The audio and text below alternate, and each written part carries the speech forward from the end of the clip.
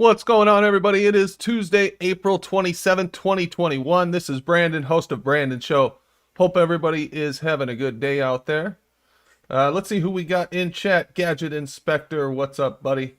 Hobbs, Ian Adams, Jaja Light, Chrissy Heavey, Bill G, Dan Morris, Sean Hawkins, Matrix Media, Nick, and more to come. What's going on, guys? Champion the Underdog came in too. And Enigma. Hope everybody's doing good. And good to see you guys in chat. Bill G says, sounds good. We're good to go. Thank you, Bill, as always. And what do we got going on tonight? Well, we're going to look at some 1980s era science fiction. And we're going to assess the special effects and talk about, what we think they could have done better, what they did right. And kind of compare and contrast that to present day, what is it called? Visual effects. I don't know. I thought it might be fun. So we'll do that and whatever else comes up. There's a whole bunch of people in chat. Later this week, I believe Brian's Logic and Ranty are going to debate on this channel. I don't think anything's set in stone, but they've been talking about it. So we'll see on that. Not sure what day that will be. But we'll find out. I'll let you guys know. Anyway, we've got some people in the chat. Let's go there. If you want to join, you can come in Discord. The link is in the description. And you can support the show via the link that's on the screen, or there's links in the description too. It's just interesting, but it's not anything more than that, in my opinion. Yeah, there's too much going on in the atmosphere for it to be.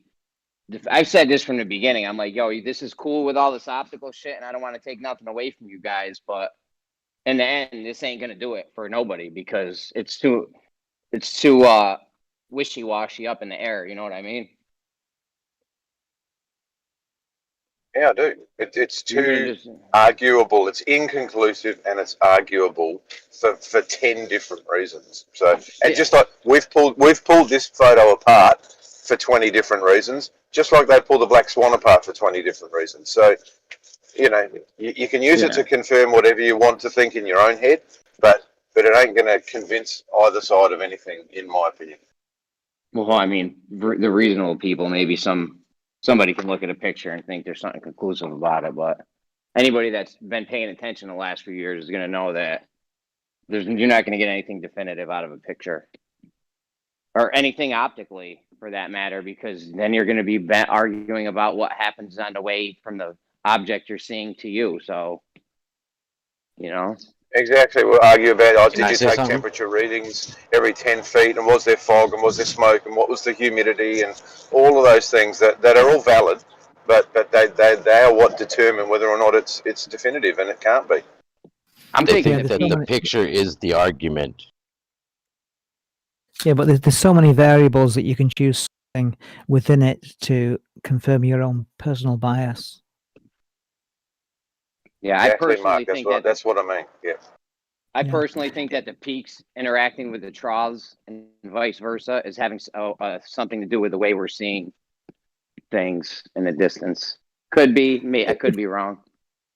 No, it's ironic that QE chose the Black Swan as a Whoever is Brandon's KKK server, what a fucking loser you are. What a goddamn loser. You don't have anything better to do but to come in here and just post worthless troll comments. Absolutely worthless. So go ahead, switch to your next sock. Luckily, my mods can take care of business. Worthless. to prove his own personal beliefs, and that's when he came up with the idea of a black swan, that all swans are white. That's my bias, and if I wanted to go out and find white swans to prove my bias, there's an infinite amount of white swans that will prove that. But what a genuine scientist should be doing is going out to look for something that's opposite to his own personal bias. I'm going to go and look for a black swan. Yep. And when he does, then he knows that his bias was flawed.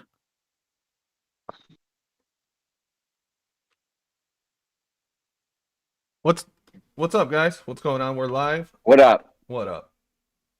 We've got Brandon's Brian here. Leakey, Woohoo! Jeremy, Effie, Good afternoon. Mark, Jace, Rakia Life, Rob on the Level Keen, Adam Meekin, and the real Bob Dole.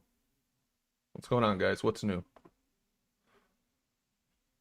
Not much. Chilling. Chilling? Cool. What's new with you? Yeah, Not much is new, and that's the problem. Yeah, that's true. Not the same old, same old. Well, speaking of the same old, I thought we'd take a look at some classic 80s sci-fi and Yeah. talk about the special effects and whatnot. Awesome. When you said sci-fi, you mean like old NASA footage, or? Yeah. Oh yeah. It's not exactly Industrial Light and Magic level stuff, but they've hired some pretty good talent over the years. Yeah, they've gotten better with their special effects, definitely. Oh, definitely. They've definitely improved. I mean, some of this stuff, it's just like, come on, guys. They're not going to be up to like Pitch Black or Gravity type movies, but they're working their way up there. Like, is this supposed to be real? I don't know. See, that's another thing. I don't know what's supposed to be real and what's not. Like, this is not real, right? This is not supposed to be real. No, this is fake. I can't That's even look right now. fake. Are you guys? We'll give them that. At least they didn't put that out. Say that was real. You guys can't see my screen? I mean, I just personally can't look right now. I'm hoping the rest of the panel's watching, so you're not just talking to yourself. Like, is this supposed to be real? That can't be real. So where was the camera? They can't be trying to say that's real, right? No, where's the camera? That's fake. Yeah. This must be some kind of promotional video or something like is that supposed to be real? I don't know. Because they do put shit out like this. That's fake. That's supposed to be fake. Boy, that's A liar has to have R2D2 giving birth. R2D2 giving birth. There is one that's really bad where the thing comes out of the top. You guys have seen that one. Yeah, this is a promotional That video one of was some kind. terrible. Show that one where the thing comes out the top. It looks like a soda can or some shit. I don't know how to find it. Oh, that one's fucking real fake looking. No way. Like, whoever looks at that, I mean, all you gotta do is look at the lunar lander taking off of the moon's surface and be like, all right, clearly that's not what, they can say, oh, well, you don't know what it would supposed to look like in space. Well, I know that's fucking very fake looking to me, so. But that tin can one's obnoxiously fake. Oh yeah, that one is awful. Yeah, if you guys got any links to some good stuff, we can take a look at it too. I like to look at this I got shit. a 6-hour compilation of NASA faker. I don't even know if I have it anymore. 6 hours of their faking shit. Now that I'm watching this one that I'm on, I think this is all fake.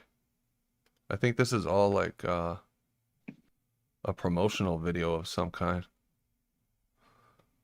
I don't think any of this NASA is must have supposed to be real.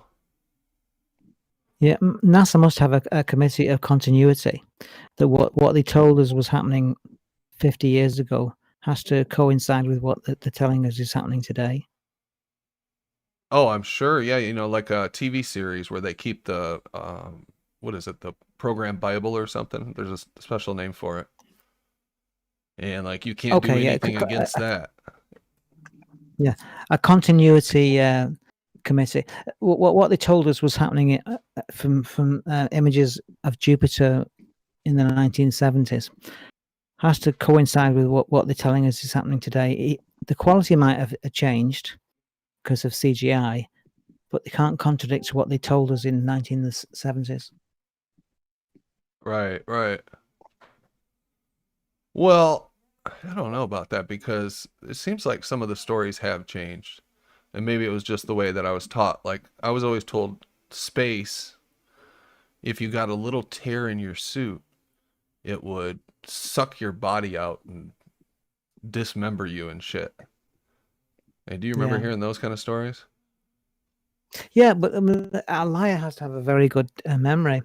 At some point, they're going to reveal that they were telling lies in the past. That's when I started questioning things, man. When I always thought, they steered and got speed for, like they got the motion they needed coming out the atmosphere, going in an exact trajectory, and then they slingshot it around the planet. That's how they steered, and that's they got a little turn while they were in the slingshot maneuver. That way they'd have just enough atmosphere to get a boost out of there and go whatever direction they want. Brian. Yep. How do you get your mic so loud, bro? Like, I wish I could make my mic as loud as yours. What are you using? A special kind of headphones, or?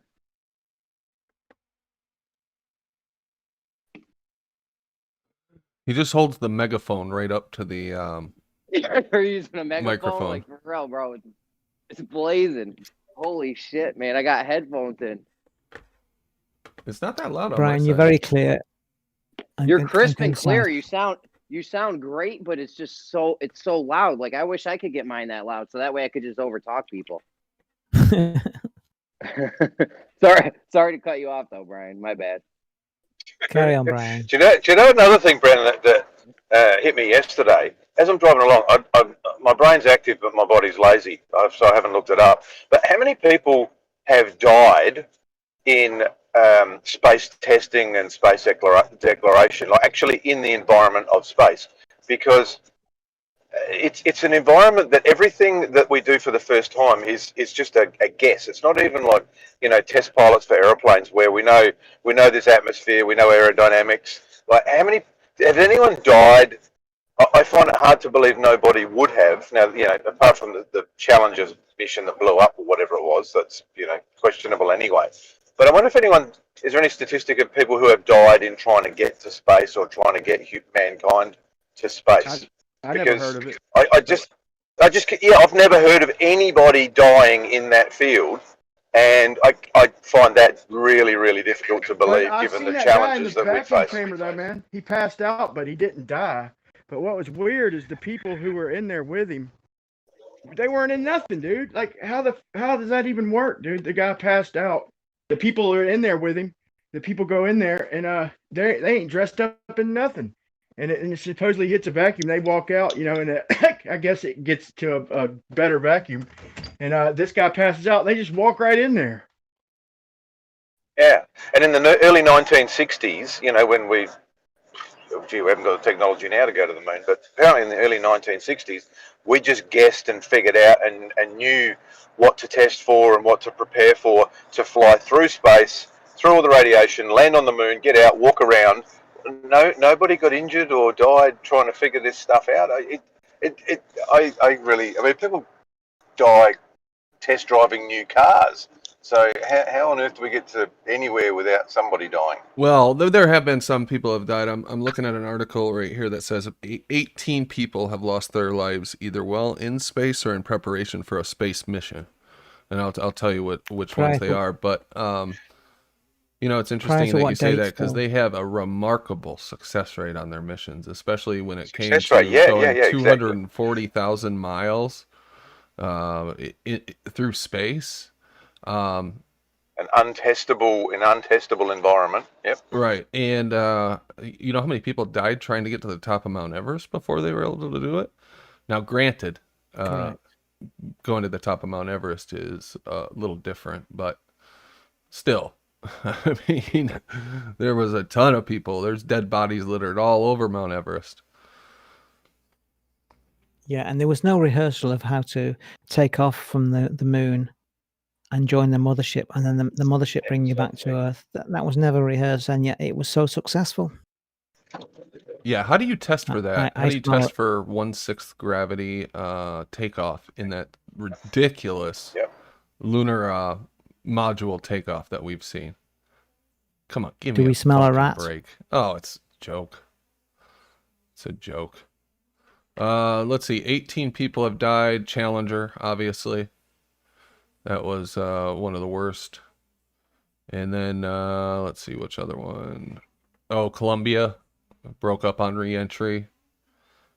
7 astronauts were in Columbia, and I think that there were 7 in Challenger.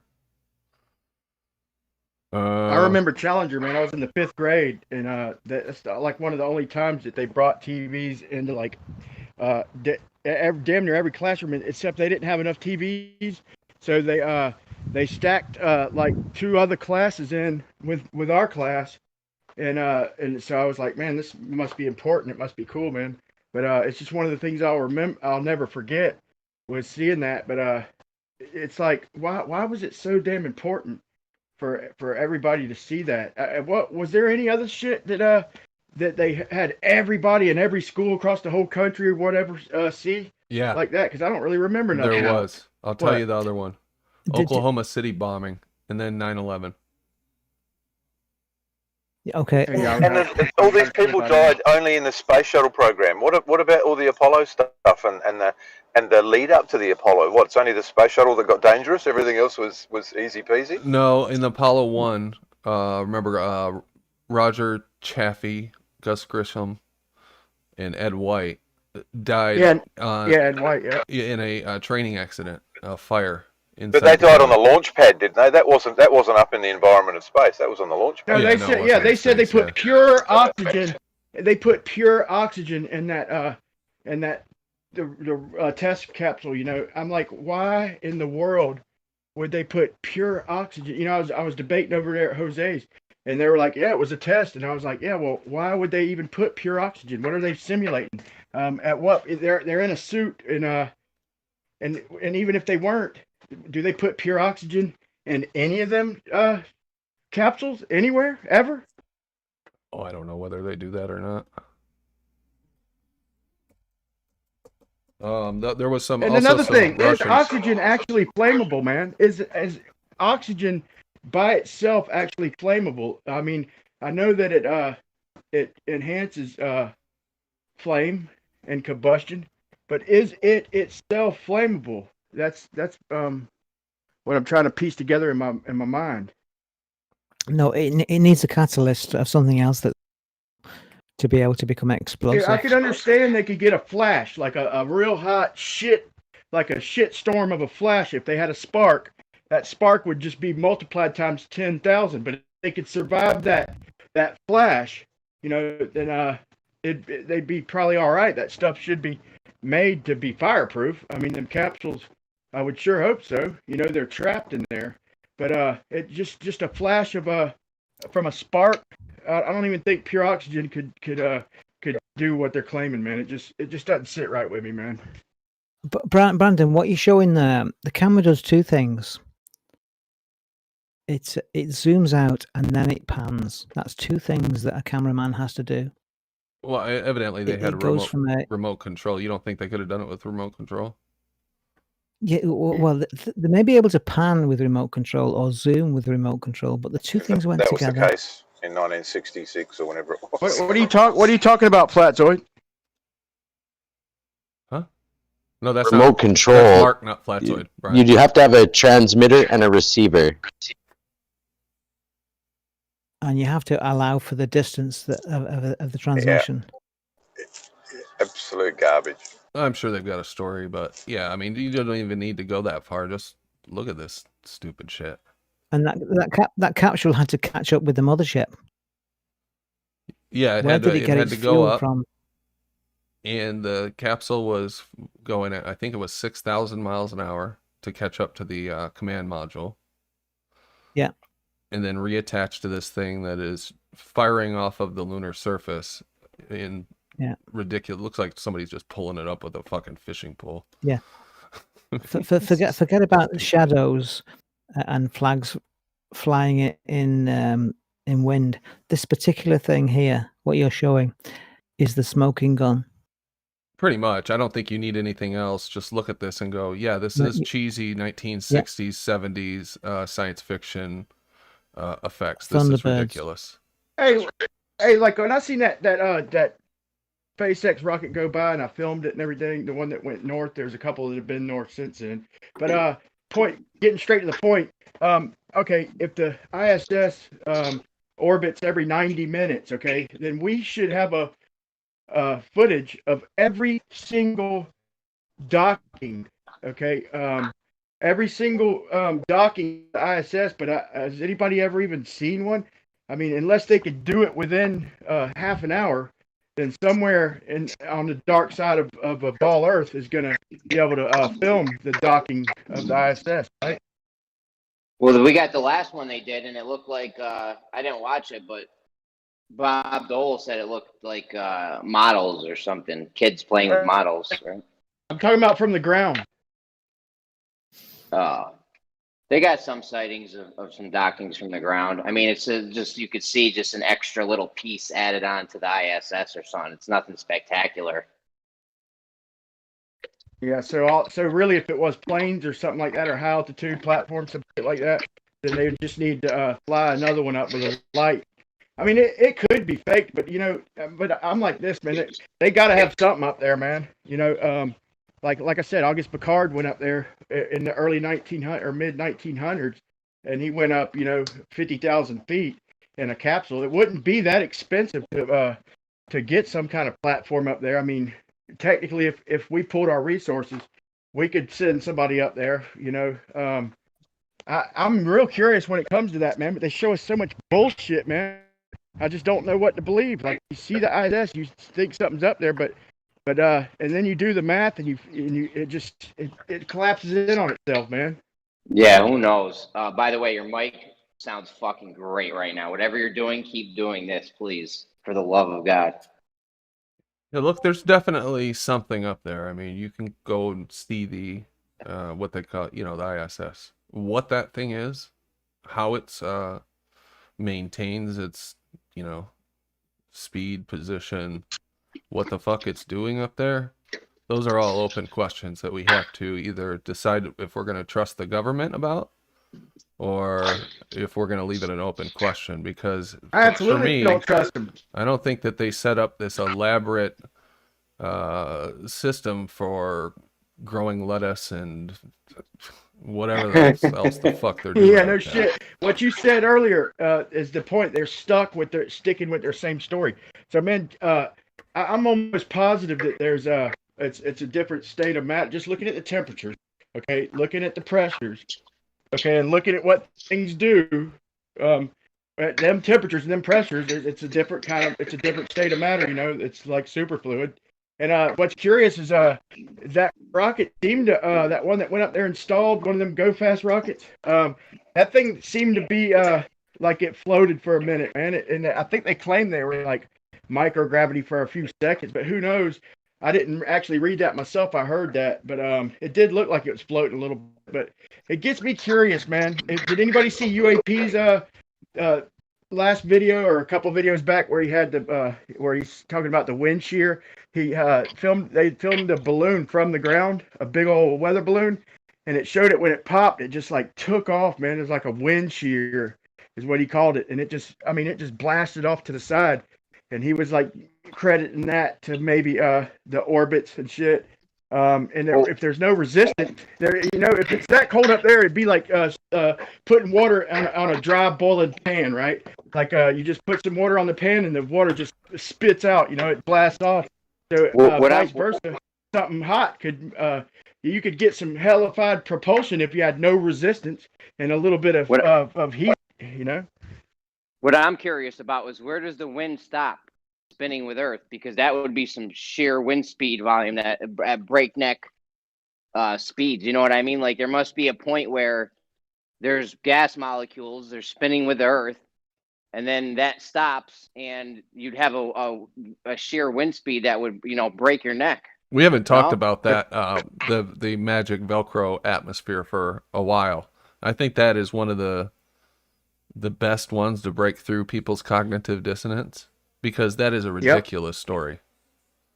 It is, because them balloons up there, they're in no kind of pressure whatsoever. If anybody knows anything about, you're not going to conserve momentum with a freaking balloon. Of all the things, you throw a balloon as fast as you can. You can shoot one out of a cannon, it's going to go 3 foot. So it's the worst example for conserving any kind of momentum. And yeah, there's no Coriolis when it gets up there. Like, same thing on the moon. There should have been some crazy Coriolis on the moon, man. And they can't catch everything, man. That's what we're here for, right? Right. Yeah, they've just got a mathematical model, and they claim conservation of momentum and all this shit, but they can't prove any of it. They definitely have not provided evidence that the atmosphere is rotating with the Earth. So let's just beg the question and say, just for a minute, that the Earth's actually rotating. What the fuck is keeping the atmosphere, a cloud of gas that surrounds it, spinning in lockstep with this rotating solid? Where do we ever see that happening? You remember that list of excuses they gave that I collected like a month ago? Yeah. Go flush your toilet and throw something in it. Put your hand out the window. When I drive by the side of my road and there's a piece of paper, it blows it along with the truck. I mean, just crazy shit. The Earth collides with the gas molecules that touch the surface, that collide with other molecules, and I mean, friction. If that was the case, you'd have drag on the opposite side of mountains, on the east side, on the one of the sides of the mountains. There'd be a drag. You'd be able to tell if that's what was happening. Yeah, and then you ask them for evidence, and they go outside. Yeah, and none of their examples are really they're all just off. Each one of them are off in its own little way. But check this out. Any ballers out there listening, if y'all would man up, okay, besides the flat Earth debate, if y'all would nut up, man, and see the crap they're showing us, okay, maybe they show y'all some good footage, you point that out. No, the crap they showed with the just one example, and I'll get past it. The doll beaming in the top right of the screen, and the lady grabbing it, knowing it's not really there. Just showing them if they would join us with calling out the bullshit, we might be able to, if enough people rock the boat on that without causing damage or getting violent, just a fair protest, calling out some of their shit that we see is deception. We might be able to find a little more out about what's going out there, but it's going to take more than just us, You're talking about the augmented reality channels. But that's just a visual, just a video effect. It's not an attempt to deceive. It's an attempt to entertain children. What's wrong with you? It's just a point. It's just shows the technology that they're using, dumbass. Why you got to be like that? I'm going on mute. Because you don't need any technology to do that, Brian. It's just, I could do that easily. I could do it here in 10 minutes. Yeah, I don't think that was his point. I think he was just saying, hey, look, they have this technology. They're showing it to you right in front of your face. What else can they do with this technology? Oh, with vision, they can do what anyone can do with vision mixing, and they can derive. Bro, you see the three guys glitch out, Jim, and the whole background just watching stays any steady. television broadcast. Jim, it doesn't matter what we say. You're going to come up with some plausible explanation or ad hoc excuse for anything we point out. You always give NASA the benefit of the doubt. I bet you there's nobody else in your life you give the benefit of the doubt to, like you do NASA.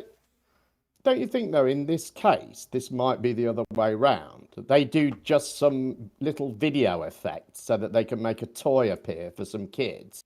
And you guys see this as an attempt at deception. Bro, listen, man. Listen, It is when deception. the three men that they're filming glitch out, deception? the whole background doesn't. I mean, the whole background stays the same, but the three men glitch out. That's, oh my god, dude, No, I can't. that's how compression works, Brian. If you attempted to understand it, then you would know that. How come I've never seen something like All right, that but ever let me just tell anywhere? you. If you attempted to usually- understand it, there's your rhetorical thing that we were talking about yesterday. Well, I'm sorry, but that is the case. He No, could it's go not. and find You don't know what he out how understands and what he doesn't understand. Well, I know he doesn't understand how video compression works. How do you know because if that? he did- How do you know he doesn't understand how because video he's just compression works? illustrated it. No, he Because didn't. He's just illustrated it. No, he didn't. Because what video compression does is, rather than remember the color values for every single pixel in one frame of an image, what it does is it remembers the color values for a keyframe every so many frames in that image, in that video, and then it calculates the changes from that keyframe to the next frame, and then the changes from that frame to the next frame. And so what it does is it only actually records the changes between one frame and another. And that's why I've heard that, Jim. I heard that, but until I seen a guy twirling nothing, bro. After I seen that, I seen a guy twirling nothing, Jim. He was supposed to have something in his hand that the other guy passed to him, but it wasn't there, and he was twirling nothing at all. Okay, if you wasn't so gullible, you'd see right through the bullshit. Well, I don't think you can call it deception. To say it's deceptive, you need to tell the intents behind NASA's work or any of the people who produced this video. No. It might be entertaining. It might be for any reason. For you to say deceptive, the burden of proof is on you to show us that they have been intentionally. Okay, Is this a guy court of law? twirling This isn't a nothing, court bro. of A law. guy- We're not lawyers. We're not going in front of a We are in judge. the court of law. No, we're not. We're not in a court of law. No, we don't have to do I that. mean, We what- can point out the what- inconsistencies what- that we What's the see. explanation for the guy twirling nothing at all? It never Even if it ceases was to amaze me entertainment. the diversity of subjects that these guys have intimate knowledge of, and they're just guys on the internet. You know, they're nobody in particular, but they have this Rumpus, Gem, a few other. They seem to have an unfathomable, detailed knowledge on the most obscure subjects. It's really interesting. No, I only have knowledge on the things that you bring up, more specifically where I'm concerned in relation to NASA, and even more specifically, Yeah, in relation, you have relation detailed to the- information in every relation time to on the those moon subjects. landings. Every So time. I don't It doesn't matter what we bring up. You know Can I all about finish? it, Jim. When I finish, do I need No, to be? probably not. I need to be cut off, do I? I only concern myself with the things that you guys concern yourself with. So you can pretend I'm weird in some way if you like, but I'm no weirder than any of you lot. You're Yeah, living like, vicariously it's through common us. sense. Everybody twirls nothing up there, man. You go into space, there's spider webs up there, man. You didn't have to see that he was twirling nothing. Everybody knows that motherfuckers twirl nothing when they go up that high. The only explanation I've ever heard for that is spider webs. You got a better one than that, Jim? Spider webs. I don't even know what it is that you're talking about. What I do know is that every time I'm told that there's some that oh, your stream just went down, dude. It did? Oh shit. Stream suspended the policy Oh violation. god, what happened? That's a bummer. What did you do? I don't think I didn't swear, or you're allowed to swear. Yeah. Policy violation. Did anybody mention It was vaxes or anything like that? I It was think probably there was good some- Brian's Hey, mic while it's was down, so loud. while it's down, somebody pull up that guy twirling nothing. The one dude was supposed to hand him something, but there was nothing there, and the guy grabbed nothing and twirled it a couple times. Yeah, but don't call it deception, please. There's no deceptive act in here. You need to prove the intent to call it deceptive. I promise to God on my life right now, that it is deception. I don't care about your opinion. I I'll care die about if I'm facts. wrong. I I'll care about die if facts. I'm wrong. Well, on my God as well, on my life, it's not deceptive. Who is better now? I can say the same thing that you do. I can even do it louder. I can even be more confident. It doesn't make me right or doesn't Do make it. you right. Swear to God on your Provide the life. evidence. Provide the I facts. swear to that God they've on my done it life because they're that deceptive. I swear to God on my life that they ain't telling us everything. I swear to God on my life that they I have swear to God of my life, shown they're telling shit you the that truth. has deceived, just deceived people. I swear to the God of my life that the Earth is actually globe and not flat. No, say it about them not deceiving us, not showing us. I swear to the God of my life, trickery. they're not trying to deceive you. Trust me. Have Don't you worry got about an it. email, Brandon? I'm looking right now. Well, they might not be showing us everything, but everything that you guys have brought up as evidence that they're lying is not any of the things they're hiding. Whatever they're hiding, it's nothing that you guys have ever brought up. There are much better, more elegant explanations for the things. I never made a claim on what they're hiding, dude. I can't be for sure. I wouldn't bet my life that on what they're hiding because I don't know what they're hiding. Okay, It's not but I know from what I'm seeing. What? It's not deception if they're hiding things. It's deception if they're. When I see a lady with hairspray, lying. when I see a lady with hairspray like that, okay, my common sense kicks in. Okay, if it wasn't so much stuff, just one thing. The here hair is a dead giveaway. No, The hair is a dead giveaway, bro. And the women, you can say that, but you're wrong. you can tell when they're doing faking it via parabolic flight or with hairspray and wires. Dead giveaway. There, we're back. Guys, by the way, We're back. We good? I was nervous. Yeah, it was because a copyrighted material was being played. So somehow they sensed that there was copyright material that I didn't even have the sound on for. Right. What the fuck, man? And it was NASA shit. Jem probably reported you for NASA. I would never. I'm just kidding. I would never report another YouTube channel for I tried to go to Jim's channel the other day. I tried to go to Jim's channel and everything was going pretty good. We had a good little debate going, and then they said that that flat Earth is not being censored. And I started to pull up the senator. I started to pull up the Senate hearing. I started to pull up the Senate hearing where it says right there that they're going to demote. And they use flat Earth as a perfect reference. They said they're going to demote the channels and then put a box at the bottom. The first thing she led with was demote. Okay, not just not promote. Okay, and they wouldn't admit that. So I took that as a sign of dishonesty, man.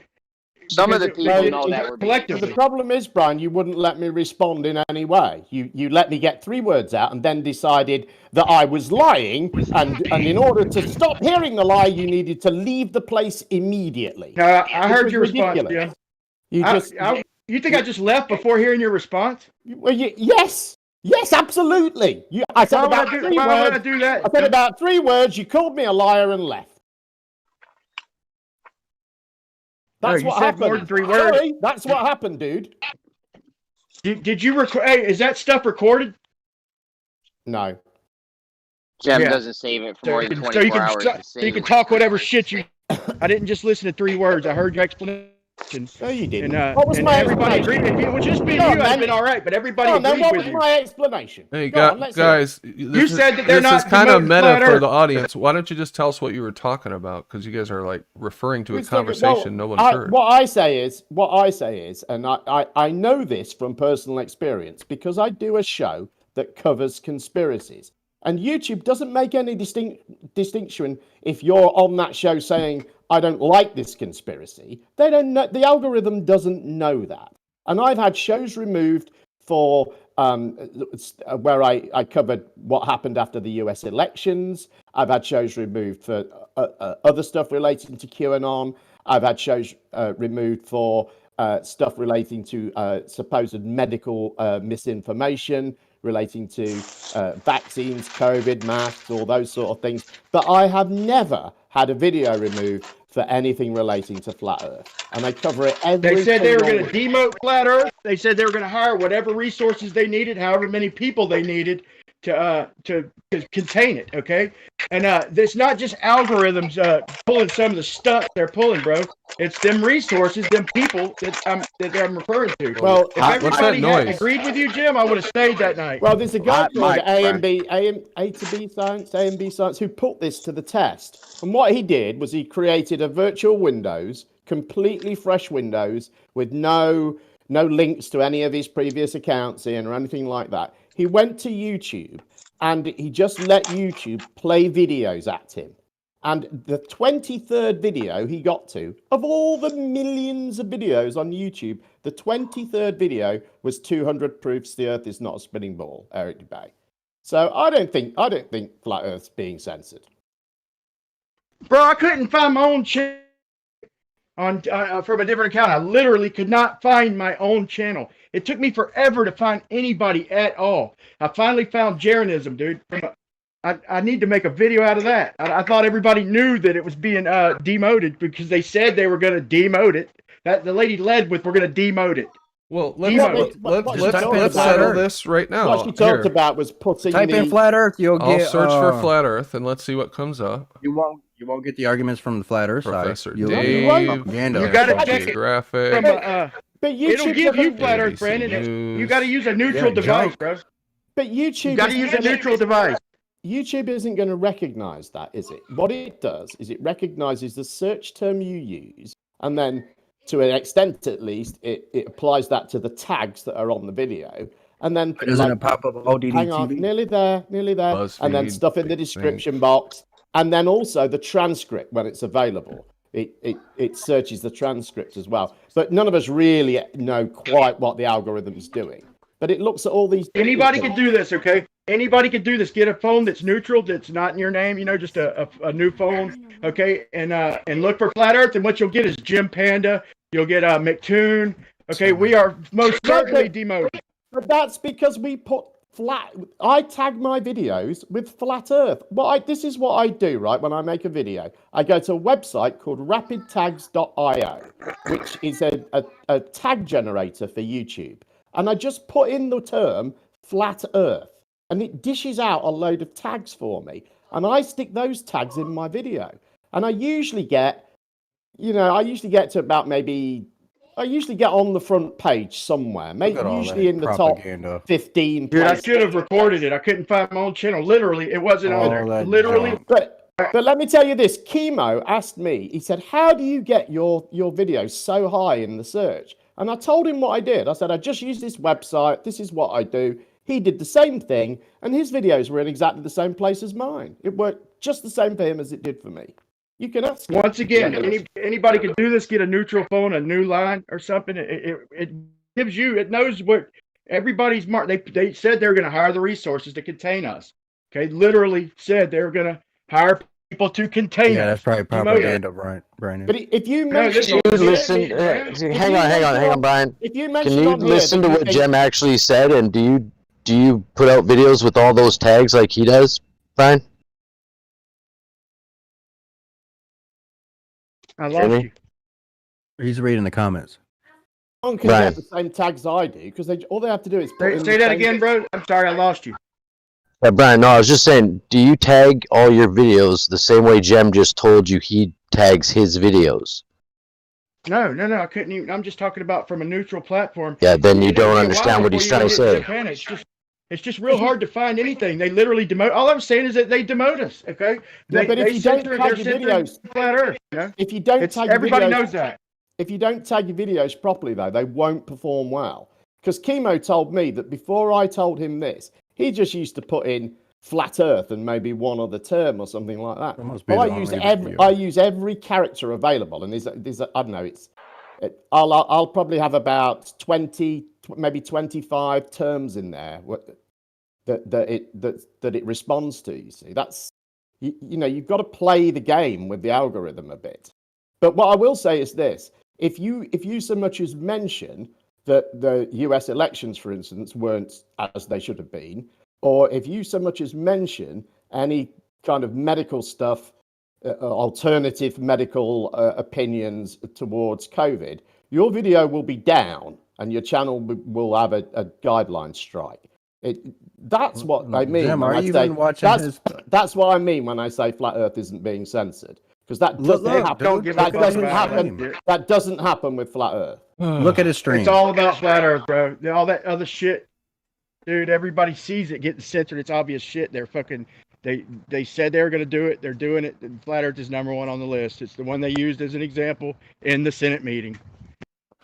Yeah, we've gone through it before. This is the one time that I'm actually going to stick up for Jem. You guys aren't listening to what he's saying.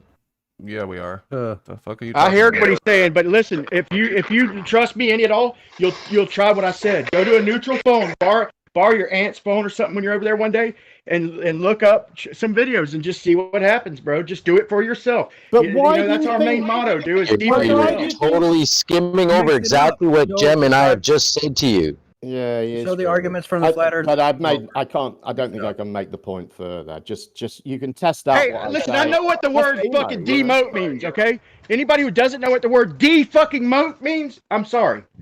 Well, yeah, but do you trust YouTube? Because they've said they're doing this. But when A to B did that test hang on, nearly there. When A to B did that test, it seems that just let me finish, dude. No. Why? Why do you need to? Is it an emergency comment? Yes, it is an emergency comment. Oh, go ahead then. I don't like you, but this is the one time that I'm agreeing with you. No, this is the one time I'm agreeing with you. Right, so, just give me 1 second. You put 20 tags on one of your flat Earth YouTube videos. Yeah, well, you get a lot of views, right? No, not really, but I do get reasonably high. More than say Brian, right? I've never compared, but But what I'm saying is, if Brian put those 20 tags on his video, he'd probably get more hits. Definitely. That's all I was trying to say. All I said is they're demoting it. Okay, they're demoting it. I'll tell you what I'll do. I'm not saying that they're not. I'm not saying they're taking every channel down. I'm telling you, they're demoting it. They said when they were going to do it. They said exactly flat Earth. They said they were going to demote it and put a bar at the bottom of everything. And and they said they're going to hire whatever manpower necessary to contain us. They're saying it's demoted because videos that you agree with don't. Oh, right. When they said it was going to happen is when it happened, bro. Let me finish. Can I finish? But that doesn't mean that the videos that do turn up have not got the stuff in them that makes them respond to a search for flat Earth. You have to put the things in your video that will make it respond to the search. No. It's as simple as that. Okay, can I have a second again now, please? If you make fun of it, Brian, you might go. No, hang on. So in that Senate meeting or whatever, they were talking about demoting the content. The actual politician said, so what you're going to do is when somebody says the Earth is flat, you're going to put a box saying, no, it's not. And the lady said, yes. You know what That's not the same as... Do it again. Yeah, I've listened to it multiple times. Thank you, Brian. No, they definitely changed the algorithm, because here's what I get when I search for when I'm listening to, say, a flat Earth video or any other video. You know what the next videos I get served up are? NASA, Neil deGrasse, physics, Neil deGrasse Tyson, shit I obviously am not interested in. Now, how do they know that these videos would lead me to be interested in all this mainstream shit? Why would they think that? Why wouldn't they serve me up, say, if I watch a Jeranism video, why wouldn't they serve me up a Globebusters video next? Or there I might agree with you. Majority of people who watch flat Earth videos are not flat Earthers. So the thing is, when people watch flat Earth videos, then they watch a video that debunks the flat Earth afterwards, or they watch something related to science afterwards. They're actually they changed the algorithm. Space. It never used to be like that, though, Andy. So that's why that happens. Andy, it never used to be like that. I think I would agree with you there. They changed the algorithm to make it so that they're not getting served up those flat Earth videos anymore. Yeah, I would agree Everyone with that. knows they changed the algorithm. NASA's Jem agrees using with it. flat Earth tags. I would agree with that. I think that's what I thought too. Sorry, Joe. First 5 times, shit and doesn't know what the fuck he's talking about. Yeah, but I'll say this to Rob. The first 5 times I heard that lady, the The first 5 times I heard that lady, the only part I caught was the bar at the bottom. But go for me, Rob, go listen to it one more time and listen carefully to everything she says, and then you'll pick up where she says that they're going to hire whatever resources necessary to contain it, and they're going to demote it. If she says they're not going to promote it, then they're going to demote it. I agree with you there, Brian. I wasn't disagreeing with you on that point. All I was trying to... Now go ahead. Sorry. Yeah, sorry. Jem, hang on. All I was trying to say is I don't agree with Jem's point of view, but Jem posts flat Earth videos and gets views. Yeah, I know, because there's people. I mean, he'll be behind like Neil deGrasse and freaking and NASA stuff. But look, check it out. I put it to the test. I typed in my promote channel people name. like Simon My and channel's spelled a certain way. It's spelled with a capital F, a capital E, and a capital T for Flat Earth Test. I spelled it exactly the way the channel is and put channel behind it. How I always look up channels. I never found it. I did it for my sister's phone. It never came up. Have you got content, Brian? Have you got content? Have you got videos that you've made? Yeah. Okay, Man, I'll post in the chat now. Look, these are my tags, right? That I've used. Stick that in the content of your next video. It's no good putting it in one. To be honest with you, man, I'm not really that worried about it because I make the videos for it doesn't matter, us, does it? buddies We can and put stuff. it to the test. It's just videos like poking at people and stuff. See, he doesn't want it. Just doesn't. Rather just believe a load of bollocks than actually put it to the test. All you got to do is copy that and paste it. But you'd rather not do that and then keep saying that you're being victimized. No. You'd rather, dude, all I said is it's demoted, okay? That's what they said they're going to do, and that's what they've done. Okay, it's being there's no evidence of that, dude. If they're going to literally hire whatever resources necessary to contain something, okay, then, I mean, I don't know. I give up. Anyway, trust them. I don't trust them. I don't think they're telling the truth. I don't think they've done that at all. Well, I think they know where their bread's buttered. So the president of Google's a liar. Please let me finish just one thing. What I do think they've done, where I agree with Brandon and Jeremy, is that I think they've stopped this. They've stopped. You often hear people who came into Flat Earth talk about how they binged watch videos, how it kept throwing another Flat Earth video at them. And I do think it has stopped doing that. I think they've applied that to a lot of things, though, because it isn't just Flat Earth where that has, created rabbit holes, so to speak. Yeah, I wasn't even That's into one of the Flat three. Earth. I wasn't even into Flat Earth. I was into conspiracies, and they kept flooding me with Flat Earth shit, even though I wasn't into Flat Earth, but they knew I was into conspiracies, and they were giving me what I wanted. So they changed the algorithm. So now they're not giving me what I want. They're giving me the opposite. Yeah, Google's got a whole social engineering agenda. It's got too much power, honestly, in my opinion. I agree with that. I just searched Brian's channel and I could not find it. The thing that worries me is the stuff relating to the US election, because although I don't think that anything underhand went on, and some people do, however, what we know for a fact is that sometimes in elections in some parts of the world, underhand stuff does go on. Now, YouTube has set a precedent now that if you come on and say, my government rigged an election, you're going to get banned. And there may be thanks for trying it and backing me up, Rob. Sorry, Jim. There may be cases where somebody makes a video on YouTube and says that, and it's absolutely true and should be in the public domain. And so YouTube, I think, have put themselves in a very, very difficult position, a very scary position for the rest of us as well, I would say. Ironically, most of those rigged elections worldwide, maybe not most of them, but a lot of them, were perpetrated by the United States government, the CIA in particular. That would be another issue. I know. I just wanted to point that out. Jim, you try and find my channel real quick. The only way I've been able to get people to see my videos is sending them direct links. Everybody I tell it to, they can't find it. Try and find my. Try and find it. Well, I posted my tags in the general chat here. If any flat earther wants to use them, give them a try, see what happens. Or just do what I do. Go to the site rapidtags.io. It's free. You don't need an account. Just stick a search term in, and it'll bring up tags for you. Hey, Brian, this supposed demotion, that's okay. I mean, it's been a long time coming. You guys are dinosaurs. You're on the way out. You should be demoted. I mean, the internet's filled enough with bullshit without you guys contributing to it. Man, flat is the new round, George. Brian, I found your channel, the first result. Good deal, man. What? Bullshit. I posted a Yeah, picture they're of listening. it. They're fucking listening, dude. They're listening. They're listening. Come on. I think they got bigger fish They to are fry than listening you, to Brian. us, though. They are listening. Yeah, to so us. something is Dude, I listening. swear to God, I had to send everybody who wanted to see any of my videos. I had to send them a direct link, dude. So I tried it myself, and I couldn't find my own channel. Okay, now look, I'm not gonna try and promote the shit, Jim, with all them tags, because any new people wouldn't have no clue of what the fuck I was even talking about. You know, it's usually like insider shit that I do my videos about. So you only need to do it for a day. You only need to do it for a day, then remove the tags. Just see what happens.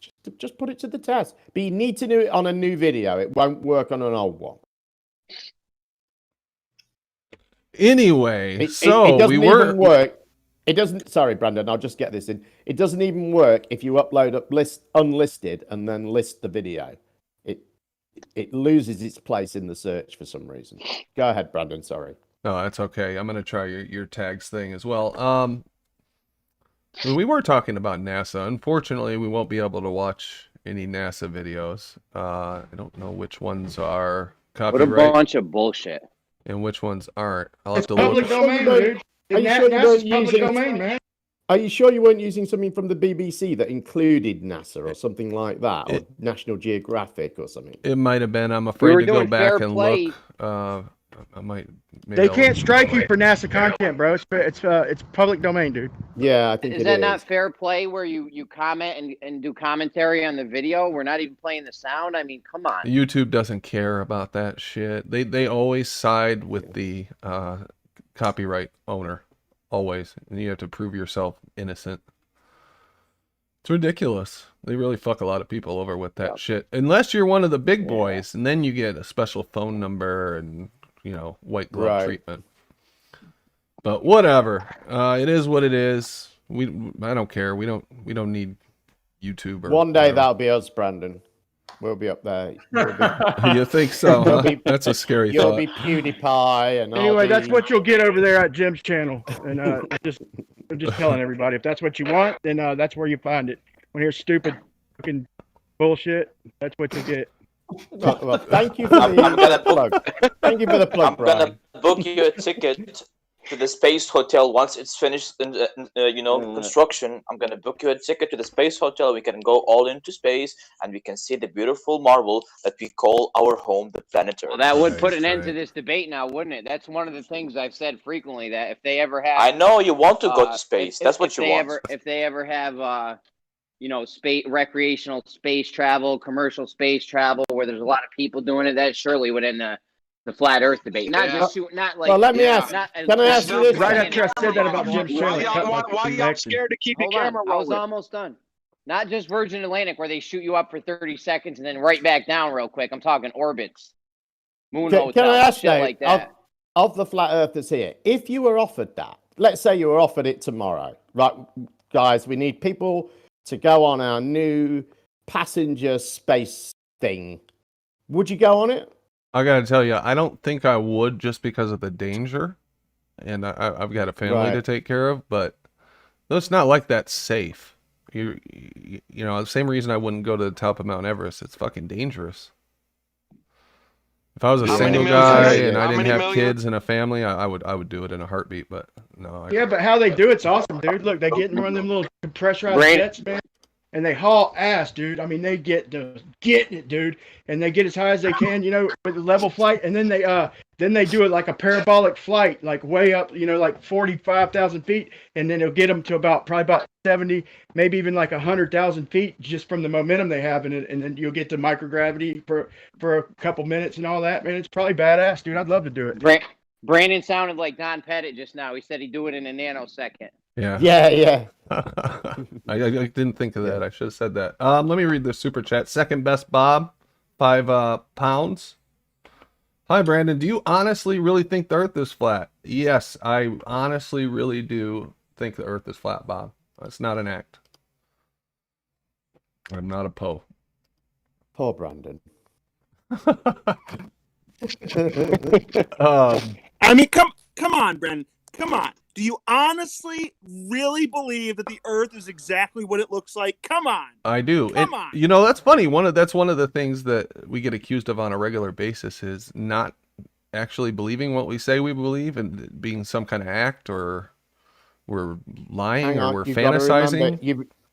You've abandoned the idea that it is what it looks like. Don't forget. Oh no, I'm not playing that little. No, this is Jem's new word game. twist game. Jem's new game is.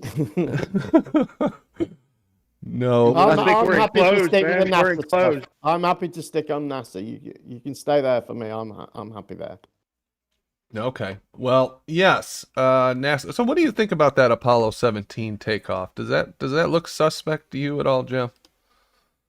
Well, I think you have to view it in its historical context, which would mean looking at the launch from Apollo 16 and the one from Apollo 15. And what you see from 15, 16, and 17 is that the operator who is operating that remote camera, who was the same guy for each one for this bit of the mission, he gets progressively better at it. And he uses a stopwatch to get his timings right. No, he just asked you how it looked. Doesn't it look suspicious? I mean, can you be honest and say, yeah, kind of. So on 17, he just gets his timings right and manages to follow. But he had 2 practice goes first where he doesn't do as well.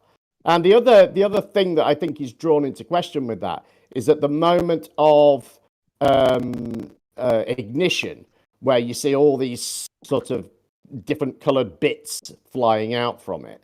And this is a result of the sort of makeshift color camera that NASA were using, which was mounted on the rover.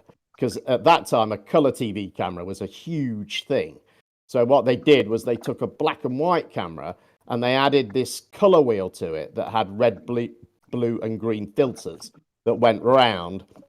And then the camera would basically combine 3 frames, a blue, a green, and a red, to make one color frame. And that's basically how it worked. So when the ignition happens and you get debris flying out really, really quickly, sometimes because it's moving so fast, it's only caught by one of these 3 color frames. And so you see it blue, and then sometimes right next to it, you see the same object slightly offset and in red or green or whatever. Or an honest answer, yeah, it looks suspect. That was a very detailed backstory that you came up with there. I like that. Well, I mean, that information was available in advance. We know a color TV camera was a big thing in the 1970s. That's why I used to like Crow XE, man. At least he was honest about common sense shit. Well, He'd say, yeah, it looks suspect. I'm giving you the facts. I don't think it looks suspect. That's not what he asked you, bro. He asked you, did it look suspect? Did it look suspicious? Well, if you know the facts, can it still look suspect? I say no. I think it looks suspect because you don't know all the facts. Then you're not honest. Well, like triangle, you don't know all the facts, Brian, do you? Or at least you didn't until now, and doubtless you've forgotten them all or didn't bother to listen. Bro, it looks how it looks, dude. It looks how it looks.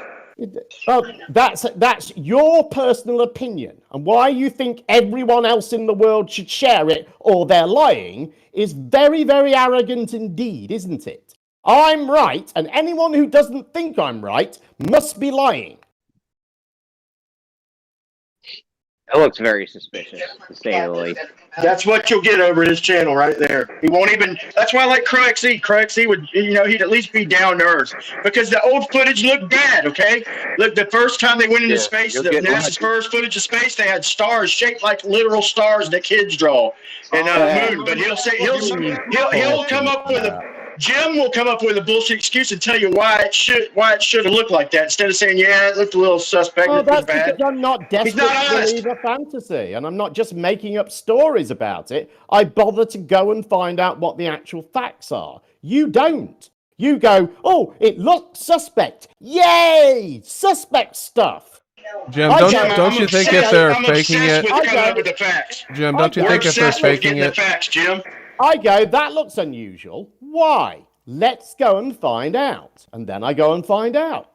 Hey, Jem, don't you think if they're faking stuff and they're deceiving us, they're going to come up with some kind of backstory to explain away anything that looks odd? Well, What don't you could say that, but that would also be true if they weren't bullshitting us and these things were just true, wouldn't it? Yeah, so how do we tell the difference? There would also be explanations. So there being explanations doesn't lead you to a point where you can draw conclusions that that's evidence they're lying. I could say the same thing to you. There being explanations is also would also lead you to the conclusion that they're not lying and this is as described. Exactly. So I could say the same thing to you and say just because there's an explanation doesn't mean they're not lying.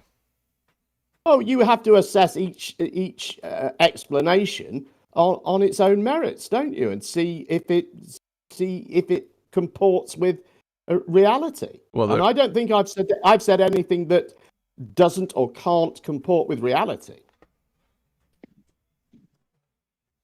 Okay, but nonetheless, this is fake. You can just tell by looking at it. I mean, this is the fakest thing I've ever seen in my whole life. It just looks fake. It doesn't just look fake. It is the fakest thing I've ever seen in my entire life. That's how fake it is. Okay, well, so what specific characteristics does it exhibit? It's dumb which looking. Tell you it's fake, as opposed to something that you would think It doesn't was have not fake. helicopter blades. It's fucking insulting, bro. It's insulting. So, again, I'm going to ask you. Well, what let me see if I can answer specific that. It looks, first of all, it looks chintzy and cheap. Second of Well, all, what does that I've mean? never seen. What does that mean, though? That doesn't mean anything, does it? It looks like a $5 Mexican firework. That's just another way of saying it looks fake. Well, You know, I'm trying You have to to. be able to say, look, if I was to give you two pictures and one of them was fake and one of them wasn't, and I told you that, and you were able to deduce one of them was fake and one of them wasn't, I would hope you'd be able to say, well, look, the reasons why I think this one's fake is because of this, this, and this. Well, And that's I what was I'm asking starting you. to tell you the reasons, Well, and then you you're cut not, me are off you when I just said that saying it looks fake in different ways? I only said Sorry, one go ahead. thing. I It did was cut you off, the sorry. first. It was the first thing I said. And here's the other thing. I've never seen anything behave like this ever. The way that this lifts off, just kind of lifts off and glides upwards, is very unusual. The background, how it has this same fake moon background where it's a very shallow area in the front and then blam, cut off in a horizon. Looks fake as fuck. It looks like a movie set, the way movie sets look. This looks like special effects from the 60s and 70s. I compared it to other special effects that I've seen, and it looks exactly like it. Can you show me any The special idea effects? that this Any is actual lifting special off effects that this looks and like? going, 'Cause I bet it's you going to go can't. meet up with something that's going 6,000 miles an hour, is ludicrous. Okay, now you're not. Now you've gone There's a beyond bunch the of- characteristics of the image. Well, haven't you? okay. You're just telling me. You're just giving me your Well, incredulity. there it about is. stuff, Yeah, which it's is healthy, healthy Which is skepticism. entirely irrelevant to whether something is true or not. No, he It's was healthy keeping it relevant. skepticism. He was talking about the way it was moving, right? Right, but There's a what he bunch said of was, spots in the what he Apollo said footage. was, I've never seen anything move like this. Well, it's a rocket on the moon. Of course, you haven't seen anything. That's not a move rocket. Like that. You haven't been on the moon. It's It's a a little rocket. thing. It's a There's little, also little It capsule. is driven by a Hold on. rocket. Okay, well, There's also a bunch of spots in the Apollo videos where you can actually see where the backdrop meets the foreground. Well, It's obvious it was on a set. Well, people say that, but of course, you will always see that with undulating ground, won't you? You're always going to see some bit that's higher than another that is beyond it. it's So always like so that. So you're always going to see. Well, where it's not like that, though, Brandon, is when they get in the rover and drive over to some of those places and beyond. No, And it's then still you can like that. see- Even there's one and where then they're you going can up, see- where they're Yeah, driving up a yeah. hill. Jem, there's one where they're driving up a hill that they never get to. They never get closer to the hill. Same thing in the little dune buggy. However, the area that you can see here that you are claiming is a backdrop, they drove through all of that. This is Apollo 17. They drove like, I think, 22 kilometers or something on Yeah, that but they mission. couldn't pick So up all of- hammers on so that all of mission, this, Jim. what you're currently claiming is a backdrop, this footage of them driving right through that backdrop. Jim, they couldn't pick up hammers. Okay, they had to jump and lunge 2 or 3 times to pick up a fucking hammer on that mission. Okay. That's the best footage ever. Yeah, that's pretty funny. It looks like they're being pulled up by wires at times. I mean, Oh God, yeah, it's obnoxious. it's just Sometimes you Because can see the wires blinging. Sometimes you can see. No. the The wire the hits his light hand, blinging. and the wire. hits Hold his on, hand, Brian. and Hold the on. hammer At no comes point flying do you out and have hits to him in Jeremy the wasn't butt. done. Go ahead, Jeremy. Yeah, there's moments, a lot of moments where you can see light reflecting. There's like a light that shoots up, and it looks like it's blinging off of the wires they're on. No, you I know don't. you guys know what I'm talking about. Yeah, it's the. Yeah, let me say what happened real quick. Can I say? The guys, can I respond that's to the that? We're just radio going to move it. signal. Just ignore The guys- Jeremy's point, Brian. Let's hear yours. It's No, more I let him important. finish, man. I just wanted Don't to worry make the about point it. because it was my point. Don't worry That's my about it. point. Jeremy. Look, It doesn't matter. the guy's hammering something, right? And they loosened the wire too much, and it got caught on his hand, and it knocked the hammer. The momentum of the hammer the hammer come flying out of his hand and hit him in the foot. And then they compensated to tighten the wire up, and they overcompensated, so he couldn't even bend down and pick the damn thing up. You just made all that up. And do you Bullshit. really think that they're going to take a dune buggy? They're going to go Nonsense 240,000 that you just miles. made up. They're going to pack up a dune buggy, and they're going to go in They didn't the even most bring dangerous environment man's ever been in. 240,000 Well, miles why from wouldn't you? home. Yeah. Why They wouldn't didn't you? even Dune bring buggy it- around the why would they fucking bring a moon? dune buggy and not? If you now, Why let would me they respond bring a to what dune Jeremy buggy said. and not Let me And respond to what not Jeremy. one single thing went wrong on their trip that caused them to, say, die or get James queued injured up about or the anything wires. in a place that they've literally never been. Oh no, farther you just than any shotgunning man's now, aren't allegedly you? ever There's no way gone, to and respond not to Yeah, these one thing different went things. wrong. Okay. Go ahead. Go ahead. Right, Jeremy's antenna are Jeremy's wires are antenna on the top of the backpacks. They're painted black on one side and white on the other. That's why sometimes you see them flash. I can't shoots all the remember way up. reason Also, for why that. would I they think there was a reason for that. I think it was to do with. I can't remember what the reason was, but there was some reason why they did that. How high were the antenna? Because you could see it go like what appears to be tens of feet above them. Also, it's weird that they brought you a dune can't buggy. see that. You're making stuff up now. Let's see that. Let's see where you hold can on. see that. Hold on, it's weird that they brought a dune buggy, but not a telescope where they could see the stars in it. Do you know why? Yeah, they Because did. it They would've did been- take telescopes. That's wrong as well. Shows how the you guys stars. are just We got- so ignorant on this. And We why got a whole wouldn't bunch of star shots. there are a load of star shots? There's loads of them. You just haven't bothered to look. I've looked everywhere. I ain't seen no Okay. star shots. I've never seen. They did. They did. They had an. They said they couldn't even see stars, Jim. Look, you're basically calling Jim a liar. It I doesn't was just sound going like to he's keep lying. because I can't. You're making it so impossible for me to respond to anything because I'm like 2 words into responding to one thing, and you're throwing another thing at me. Yeah, you're right. Let him go ahead, Jim. Yeah, I'll back off. Right. So they did take a telescope on I think 2 occasions. They shot in ultraviolet, so they did see. They were able to photograph stars, and there's many images of them. And they also took images of stars in lunar transit as well, while they were on the way. The reason why they said they couldn't see stars is because when Patrick Moore asked that at the press conference, he didn't ask them if they could see stars. He asked them if they could see stars in the solar corona. So that was a different observation that they made. Armstrong said, I think he said he couldn't remember, didn't he? And Collins said he couldn't remember seeing any stars. But they had a different view of these things as well. Hey, there's always a Armstrong was on the complicated moon. story. Armstrong was on the moon. He Collins said wasn't. despite the glare of the corona. He said they couldn't see anything without using the optics, that's referring to in lunar transit. Now, what they do I'm nearly there, Brandon. I know I'm rambling a bit. I'll be quick. in lunar transit, most of the time, or at least the first part of the journey, they're in bright sunlight, so they can't see stars. Even though it's black outside, it's not like our nighttime. It's like our daytime. They're bathed in sunlight. When they get closer to the moon, eventually they get in the shadow of the moon.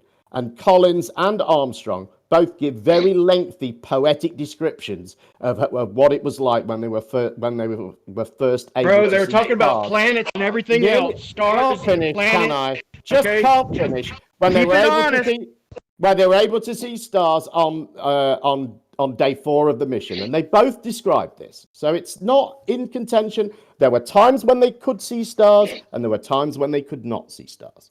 He said he don't remember seeing them without the special filtration. There might have been a couple Right. planets. Were Right, the because planets of in the the fucking bright solar sunlight. corona, Jim? Because of Huh? the sunlight.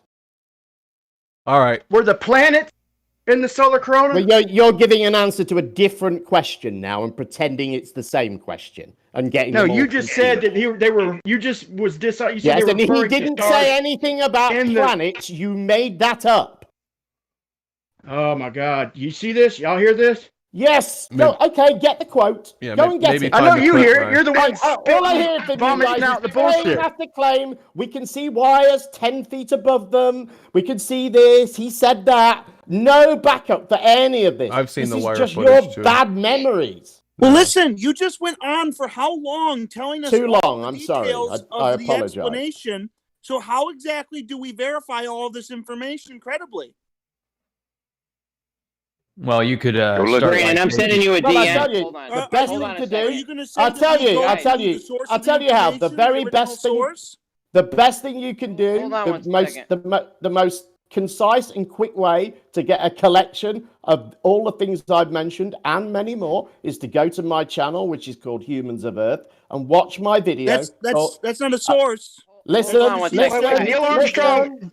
No, gotta be Yeah, go. cut off. That must be cut off at all costs. Never let him say a whole because sentence. Your answer Cut doesn't make him any off, sense. always. Try making sense. And watch my Brandon, video. Try making called sense. Keep talking over me, dude. Watch Yeah, my video. try making sense. I That's asked the for a way. source to verify. Censor me. How would we Censor verify me. this? Censor me, whiny bitches who are complaining we about verify? censorship. Keep You have no way censoring to me. verify the information. You're just believing it.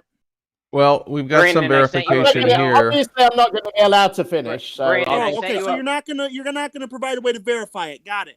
All You're right. just Guys, give me believing two it. The channel's Humans of Earth, guys. So we're gonna try to Humans of verify Earth. something here. I was giving you the way to verify it, but you stopped. No, me. you were giving me a You had YouTube to channel. stop me That's in not my tracks verification. because you were afraid I was No, going to that's give not you a way to verification. Try verify again. it. Brandon, 1 minute and 30 seconds on the video I sent you. All So you right. can see the Yeah, wire. hey, so Neil Armstrong didn't say he heard he could see planets? Hold on a second, Brian. So yeah, Brian. let's take a look at this video. But first, I am going to read a super chat. Unicorn Laser Eyes, $5. Has anyone heard Sean Hufford's take on the moon landings? Can someone find him and ask? Thanks. I have not personally heard his take on the moon landing. Sorry, Jeremy. Go ahead, man. So 1:30, I got it right here. Is it 1:30 exactly, or should I back it up a little bit? It's when they're in the. I think a 130's backed up a few seconds already. Okay. It happens within the next 10 or 15 seconds. All right. You can see how far the wire. You can too. Let me slow it down. I got a little anxious, man, because Jim called me a liar when the guy clearly said, I heard you could see planets. Neil Armstrong said, well, I heard that you could see planets, but I don't personally remember seeing any. And then and he said, I don't personally remember seeing any about the stars. And then that's what Colin said. But and all that crap Okay. you just made. Jim, you watching So the video, we're gonna watch Jim? this. Yeah, I'm watching it. All right. So here we go. I slowed it down. Ready? Bam. Did you see it? At the top. Look. Watch this area right at the top above the astronaut on the right. Am I looking at your stream or am I looking at YouTube? You can watch my stream in I'll watch Discord, your stream, although alright. the quality Hang on, might not just be. give me a minute. Give me a minute because it's Okay. not right. Go. All right. You're dead ready? to rights on this, Jim. Now watch above the astronaut on the right near the top of the frame. Okay. Here we go. Bam. Did you see it? No. Damn it. You're not going to see it, I Jim. didn't. Try again. Try again. You know when the Indians stood on the shore and they couldn't see the European ships that came? Look, I've started wearing glasses for the first time, so you cannot doubt my vision here. Did I've you see just been tested. Oh, sorry. What, that little white blob? What little white blob? No, it's a flash, just like a wire flash. Ready?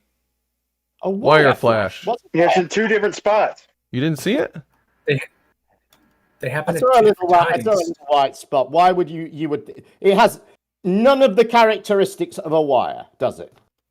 Of course, it has the Wire characteristics of shaped, light. it's not It wire has the colored. characteristics of Nothing light. about it says wire unless you desperately want to believe there's a wire there. I don't think this is the only time we've seen this, though. characteristics. This is just an example, isn't it?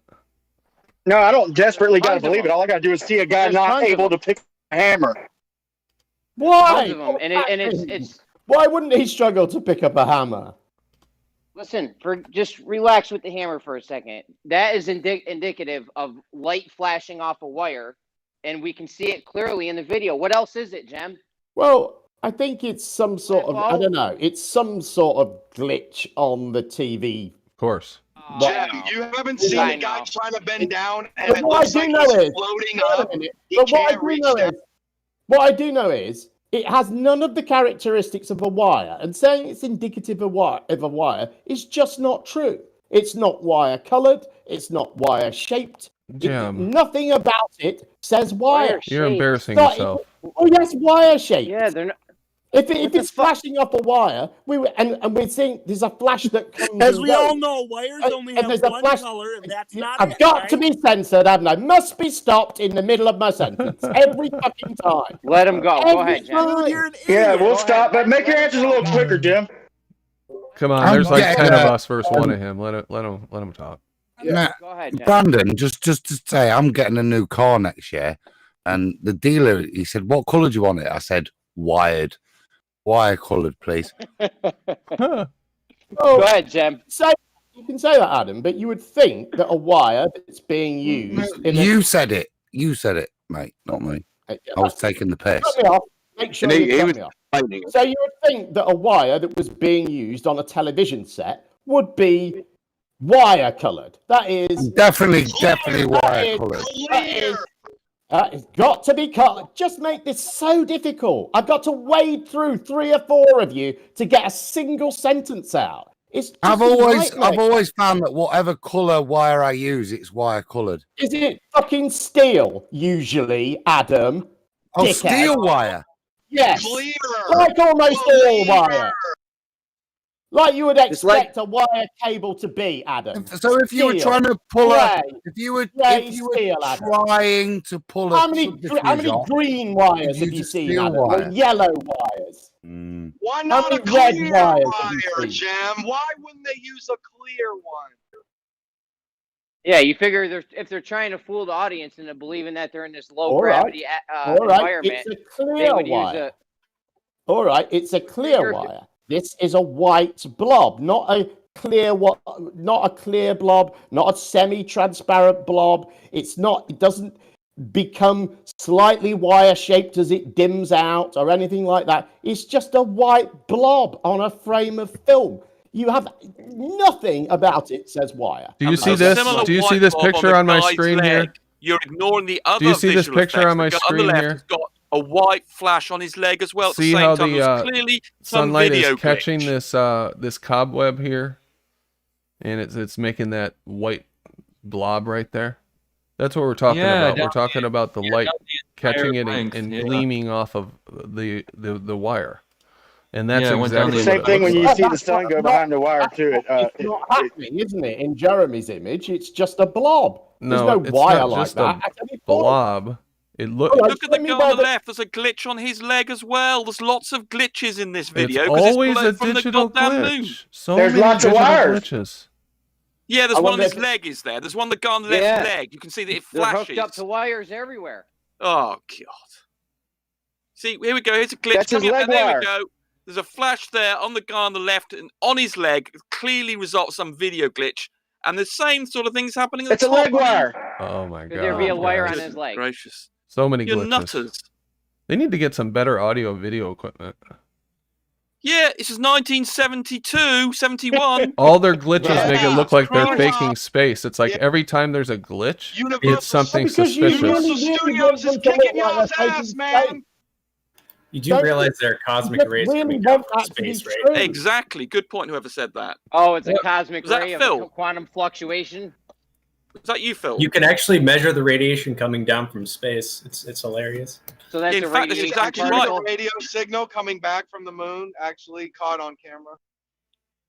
There's a brilliant point from Phil there. There are numerous cosmic rays that cause this sort of stuff. They have a horrible problem with it, and it causes vision. People's astronauts' vision Are you is guys affected being by it. They have their serious? own glitches. Are you Have guys their being own serious right glitches. now? Are you Yeah, really blaming hold this on, on because- cosmic serious. rays from Hold on, hold on. space? Have you seen astronaut? And have you sometimes seen, they give people superpowers Brandon, too. have you seen the electroscope images of the astronauts' helmets? It's full of little holes caused by cosmic rays, by almost relativistic particles coming from outer space, and it screws up people's vision. The astronauts are complaining of glitches in their vision. The cameras were suffering the same thing. It's a very hostile environment to electronics. It's not so hostile that you can't dune buggy around, or jump around, bounce around. Or Well, jump that's around not like little bunny electronics. rabbits. That's physics mechanical. Just or to electronics, jump yeah. around like little bunny rabbits in this severely dangerous environment. They're hopping around like retards up there. Firing hammers at their feet and shit. Hopefully they don't break their mask on a sharp rock on the ground or something. I mean, they're hopping around like Are y'all idiots up jealous? there. Y'all jealous of them or something? Jealous of what? No, they're just not acting like they're in a hostile Oh, environment. that's what They're it acting sounds like. They're on a like. camera It's the- set. No, the electronics acting- is hostile. Now they can cut They're in their acting like they're on a spacesuits. camera set, Why would we be hopping around jealous like of people morons. dancing around on the stage? Yeah, What it they're sounds acting like. they're on a camera set, hopping around like morons. We've got pictures of it from the lunar orbiter. Howard, if showing we could where get the everybody to landers catch were. on, we could get some truth out of them. We've got pictures of this damn thing from lunar orbiters. We can see photographs of Rumpus. these things that have landed. Rumpus, if we get everybody to catch on and see the bullshit like we do, we can call them out without being violent or There is hostile no and get some BS truth out of them. at all. No, We you could get some you just truth out of yes, them. You have an agenda. You can't make allowances for that. It was made in 1972. You don't understand the physics. You don't understand the thing that Phil pointed about cosmic rays. You don't understand the scientific. You don't. And the video of the Apollo 17 launch, they went to huge lengths. I mean, I could have One thing worked I do out- understand, boy. Rumpus, is Hold on. deception. I'm No, you obsessed don't. with truth. No, you're not, because you don't understand. For instance, We if I don't gave you the understand. challenge, Brian, if I gave you the challenge and I said, this thing is going to launch off, and it's going to launch off at this acceleration of velocity, I think even you will be able to set up a system that would angle the camera. If you could tell you where the camera was going to be, I could get you to work out a little spring or something, or set up a program to angle the camera to give you the best view. And it took me even them three. I'm amazed I didn't do it the first. Well, I think the Who first cares time the about that, camera jammed. Rumpus? I bet if I dropped Well, a okay, that hammer, was I'd be something able to pick you it were- the you were fuck complaining up. about. Brandon was claiming that was completely fake, and I'm just pointing out It was that fake. I would expect It is that fake. anybody with a remote Blatantly understanding of electronics and programming His point could have was, done I that. did no. Yes, Jim, but it looks You're suspicious. trying to I get that they might obfuscate not the be able to point. bend I over. never said it was fake because of the remote control. I said it was Oh, fake okay, for other just reasons. the imagery. Yes, the Okay. imagery Yeah, is that was obviously fake. Jem's obfuscation point. Rumpus is trying to carry over. Yeah, he Okay, asked I Jim thought if you it were looked complaining about it all in suspicious. general. I was He trying asked to Jim if cover. it looked suspicious. I was trying to cover all the points that I usually Yeah. hear about that footage. And it was pre-programmed. It wasn't done live. They had a set of instructions what the camera to do, and then they knew when the thing was going to be launched. And he knew there was a time left, 3 seconds to the We moon know, or whatever. shut And the then he pressed the fuck up. button when they said they were Okay. launching. We've and he heard the knew that was story. all Why that does sequence. it We've look heard the like story. something's holding him up? Why can he not fall over and pick the thing up off the ground? Why does it Because look they like- can't bend in those spacesuits. Because Okay, they cool. I get subjected that to they can't atmospheric bend, but pressure why inside does and the it look vacuum like outside. He can't fall. It looks like he's being lifted up. Not only Yeah, can he not it's bend, obvious that they're on wires. He can't We have fall. clear-cut evidence that Well, they're on. I don't fucking think wires. it does look like that though. No, at it doesn't all. look like that. It looks like gravity's Clear-cut weaker. evidence. You guys are Yeah, dead. that's what it looks Yeah. like. Exactly. Exactly. 1/6, remember, You're guys. low again, Jeremy. But y'all see them throw their 1/6 life of the gravity. support out the out. Imagine you weigh How did they just throw their 1/6 life of what support you out of the weigh. pod before they took off, Rumpus? They threw their life support out of the freaking door and Right. shit detected it with seismograph. That's right. They did. They didn't need them anymore. So they threw their backpacks out with an open door.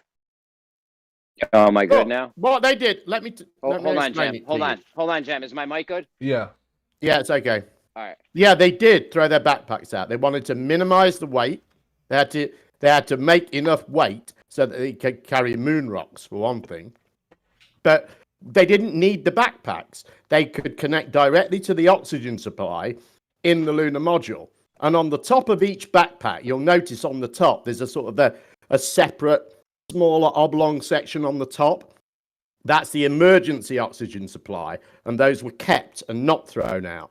You'll actually see one in use on Apollo 15, where they had to do a spacewalk on the way back to Earth to recover some camera film.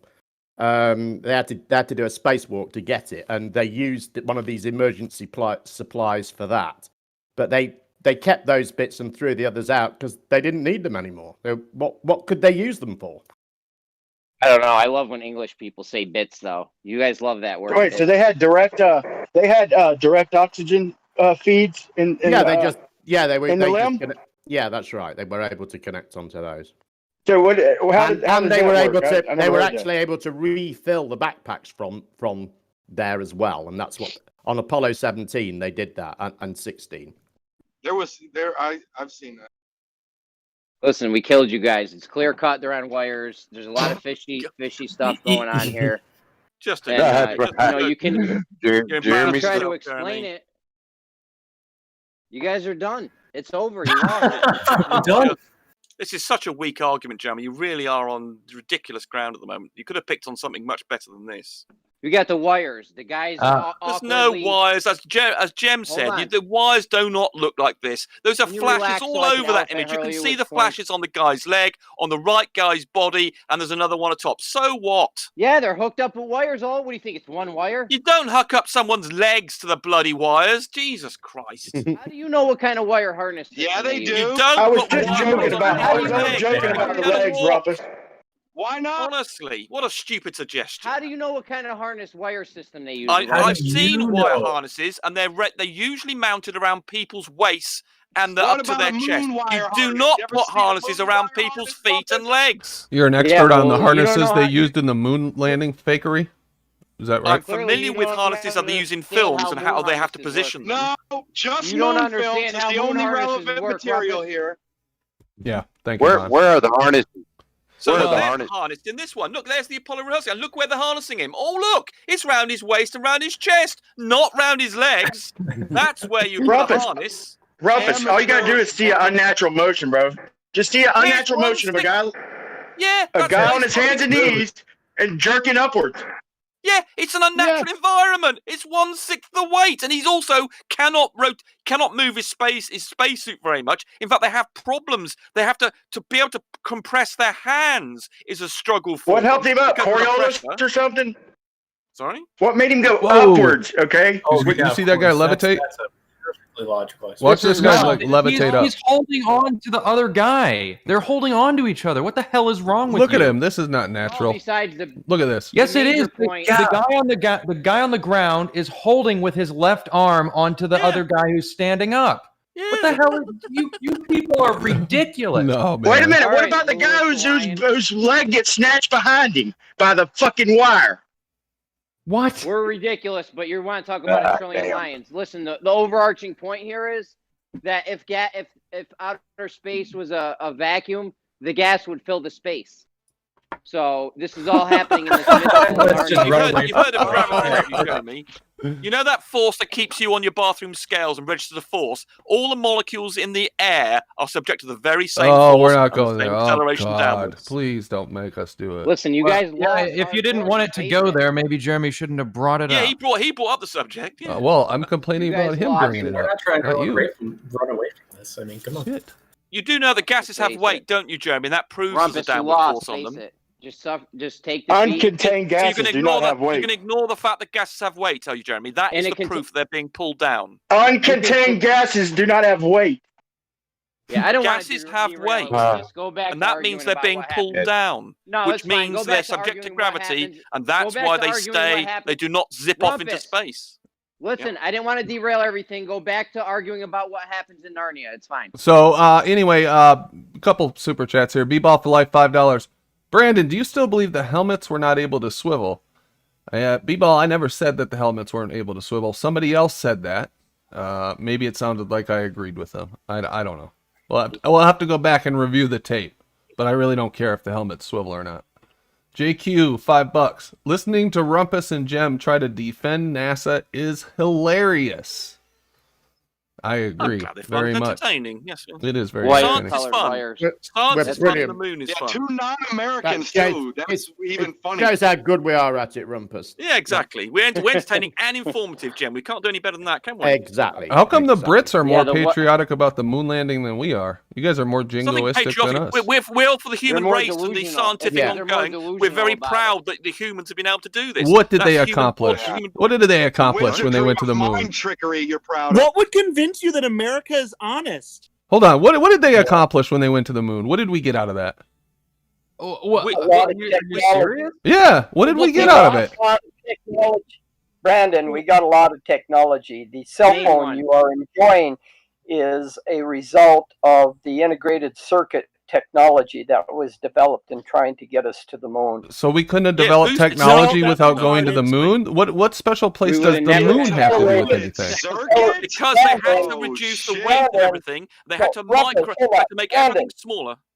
What? It Yeah, they were accelerates using vacuum tubes. the space If they were the program. ones who invented that shit, we wouldn't have it right now. Okay. Oh, let George NASA talk, didn't- please.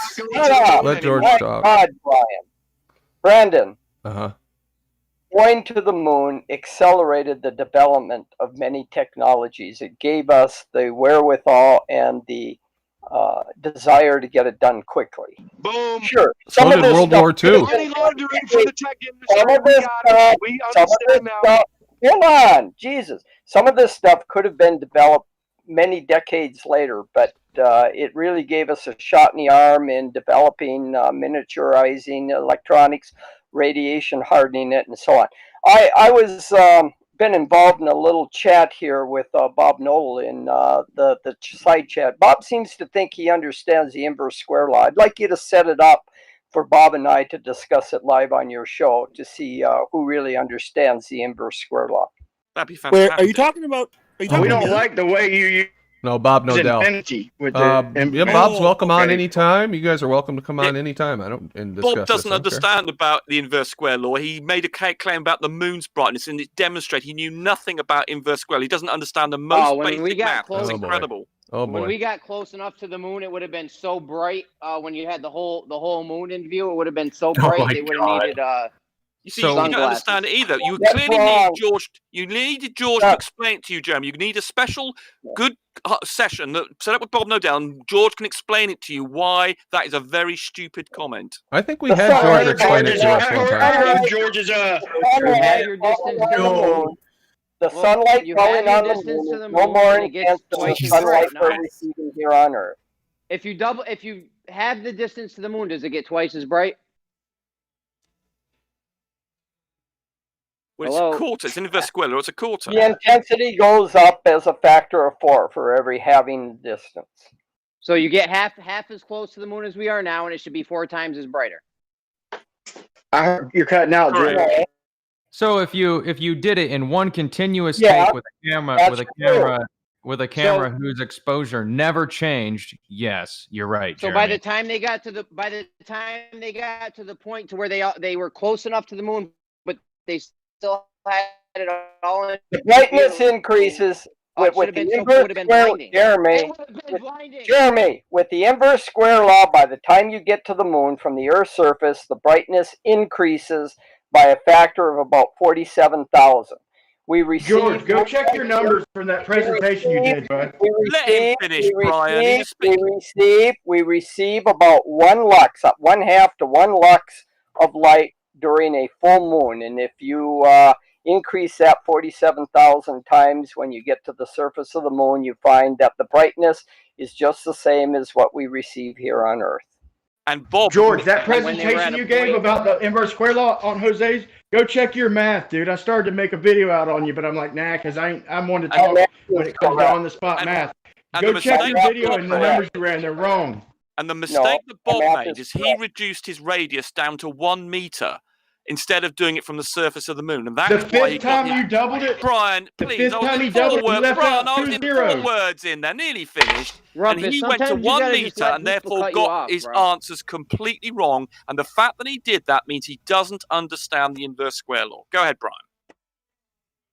Rumpus, sometimes just let people cut you off once in a while, bro. It's I obnoxious. don't mind that, actually. I don't mind being interrupted All right. occasionally. But when I was in the middle of a key explanation, then Brian cut me off right at the peak of the point I was making. That's a bit. I've been thinking about this for a while because George and I went over this one night, and George was telling me about how he calculated from the surface instead of the center. That doesn't make any sense to me. Explain it real quickly. I'll tell you why it doesn't make any sense to me. Well, I'll tell you. And what I'm caught up on. And you may very well be right. I just want to ask a question. Okay. Now, if you followed it, I'm going to ask my question. No, I'm going to answer it. But you don't know my question. Let him ask it, George. Yes, you just asked. Well, he didn't finish. He says he hasn't finished. Let him finish. The light All right, light is coming from the surface of the moon. It's not coming from the center. So why are you using the center of the moon as opposed to using the surface of the moon? Well, what do you figure as a surface? What is the surface is at the radius of the moon from its center. George, I think he's asking why we use Rumpus, Jesus Christ, let me answer this. Sorry, I was asking Inverse square law only holds for point sources or spherical geometries. So what happens if you treat the surface of the moon as the point source, George? Brandon, so then what do you use for the surface? 0? Use the spot that's closest to your position as the point source on the surface. No, it isn't. No, that's where the light's coming from? No, yes, but it behaves, the intensity of the light at the surface, you can relate it back to the center of the moon with a more intense light so that by the time it reaches the surface of the moon, it has the same intensity as a light being reflected off the moon. That's how you do the calculation. We do this What's all the center of the moon got to do with the light, George? Hold on, don't. Wouldn't it guys, be a don't mix of all from the closest surface I'll tell you to what, the edge? Brandon, if you want, I can do the presentation on your show for you to show you how this all works. If you I recommend you check your numbers from your last presentation because they were off. Guys, stop being rude, Brian. Quit being rude. I'm tired of your nonsense and your rudeness. I'm trying to get him under Jesus control. Christ, Relax, shut up. And you too, Jeremy. I would be more than happy to do the presentation for you, Brandon, to show you if you followed Bob Nodel's argument where he used 1 meter above the surface of the moon, then why not back it down to 10 centimeters off the moon, which would mean that the difference in the sunlight on the surface of the moon or at the moon 1 meter away versus 10 centimeters away has to increase in intensity by a factor of 100. George, he didn't use 1 meter from the surface of the moon. He Yes, used he it did. from 1 meter from the center. That was the No, problem. he didn't. Oh, Jesus. Wait a minute. Forget it. Did Yes, I know. Can I draw a diagram? I can draw a quick Yes, diagram to demonstrate. Yes, shut Yes, up. do a Jesus diagram. Christ. I know. He backed it all the way to 1 meter from the center of the Earth or of the moon, which is not at the surface. That's my point. In using his calculations, then if he went to 10 centimeters rather than 1 meter, the intensity, as he claims on the surface, would have to increase by a factor of 100, which we know that doesn't happen. If you go above the surface of the Earth, if you're at 10 centimeters above the surface of the Earth, take a light intensity and then go 1 meter, it doesn't increase by a factor of 100. And that's what it would have to do using his types of calculations. It's just bullshit. He has no idea what he's doing. I feel like a rumpus diagram would help us I put can do it. If everything in you're happy to me to perspective. do a diagram, I can do a quick one. George can Wait, let me say something real quick. Let me respond. George, when you were doing that presentation, when you were at like 240, you said 240 times 240, and you wrote down 6,000 instead of 60,000. Your math was fucked up, dude. I started to make a video, but I just brushed over it. Like, I'm not gonna make fun of somebody's math. I made some mathematical mistakes myself. Now you won't let me talk, you rude bastard. I said, George, my please stop calculations interrupting. are correct. It's You're the unbecoming one of you. making the mistake. George, please stop interrupting people. Thank you. All right. Yeah. So Rumpus, go ahead and get your diagram ready. Let me read these super chats. Get this out of the way before we go into the diagram. JQ $2. Is that that total POS George Nutsack? It is George. Brandon. Natcha. Anyway, Brandon, my offer holds. I will do the presentation. I'll go through the numbers. I'll show that Brian's full of bullshit. George, you said you were tired. That's why I Okay. let it slide. You All said, right. I'm tired. You didn't get no sleep. That sounds good, George. No. JQ, $5. Yeah, I'm George, on it. George, do you feel proud about trying to ruin Brian Mullen's life, you total POS? Ouch, that hurts. Super It Fleur, doesn't hurt. $5. No matter the shape of the Earth, the moon landing was total bunk. Thank you, Super Fleur. I Yeah, agree. That wouldn't true change that. my mind at all if we had definitive proof that the Earth was a globe. It wouldn't change my mind about the moon landings one bit. JQ, $2. Yeah. George, you clearly abuse your dog. I called the ASPCA. Looks like you and JQ don't get along too well, huh, George? As long And as, we called the as long as he didn't call the ATF. Yeah. and we called the YMCA because you're dressed like one of those dudes from the song. And Peepaw for life, $5. Brian, trying to tell an engineer to check their math while not knowing where Puerto Rico is located. Yeah, right. Right Yeah, off I the know. coast of Let me South Carolina. Let me respond to that. Yeah, he said he was It tired. is and I made technically mistakes. off I the made coast. mistakes with math. I had to brush up on some math. And yeah, Bermuda's off the coast of Carolina, so I did mistake it. And I make mistakes. Look, I make mistakes. George said he was tired that night. In fact, I'm gonna make a video now and show you where instead of 60,000, he said 6,000. And I promise you, I'm not sure with the exact numbers, but he made a mistake and he said he was tired, so I let him slide. All right. Okay, That was- Brian. All right. Let's say, for example, let's assume you're correct, which I'm sure you're not. But Bob Knoll turned out to be off by 25 orders of magnitude, not a factor of 6,000 to 60,000, but 25 orders of magnitude. It's the Well, way do y'all we are have applying it, anyone? man. Do we have anyone that can get the math right? I got a couple math guys. I mean, do I need to call them, or do you guys know what you're doing here? Well, what's the big deal? That's not even close to how far you guys are off about the universe, right? According to Michio Kaku. Yeah, you're referring to that problem in quantum physics. Yeah, we haven't sorted that one out, Brandon. Don't worry, we'll get there. We don't know the answer just yet. Well, We What don't know quantum everything, physics? Brandon, yet. We don't know everything in saying, we're science yet. closer. We're still working on things. Just He saying. was talking about Bob's closer. Right, so Um, this is... Brandon, just real quick. Let's just do a quick calculation here. The distance from the surface of the Earth to the moon is about 225,000 miles, correct? So you say. So you say. Yeah. Okay. Well, that's what we use in the calculation. That's what Bob Noble has used. Right. 240, 225, somewhere in All right. there. All right? Radius of the moon is about 1,000 miles. So you say again, but okay. So you ratio the two. You go 250. Let's start at 240,000. You go 240,000, have it to 120,000, have that to 60,000, so on until you get You already to made 1,000. a grave error in your math. No, shut He's up. gonna use the radius of the moon and the radius of the Earth. Jesus Christ. So you keep halving till you get to 1,000 miles to the surface of the moon. Okay? Yep. Now, the ratio 240,000 to 1,000 miles is 240. 240 over 1. You square that because it's the inverse square law. And what do you get? 57,000. Okay?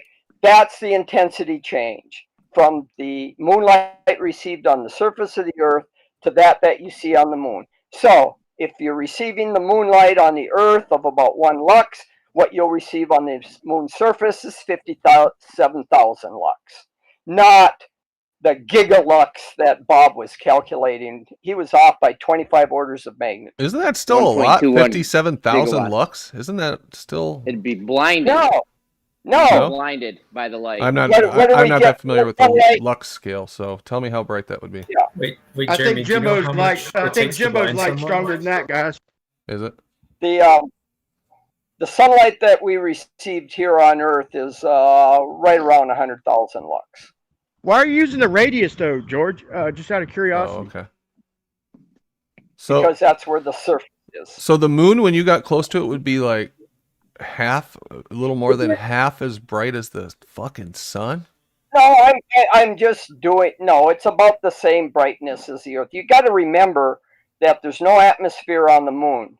Our atmosphere reduces our sunlight by about 30%. So you got to increase about 30% to get to the outside of the atmosphere, which would be the same as what the sunlight is on the moon. Oh, okay. Shouldn't it reduce the moon by 30%, then also making it far less than the sun? Numbers to get you in the ballpark. If I used exact numbers, you'll find that the numbers come out the same. Huh. Shouldn't it be 30% less than the sun because of the atmosphere? So what?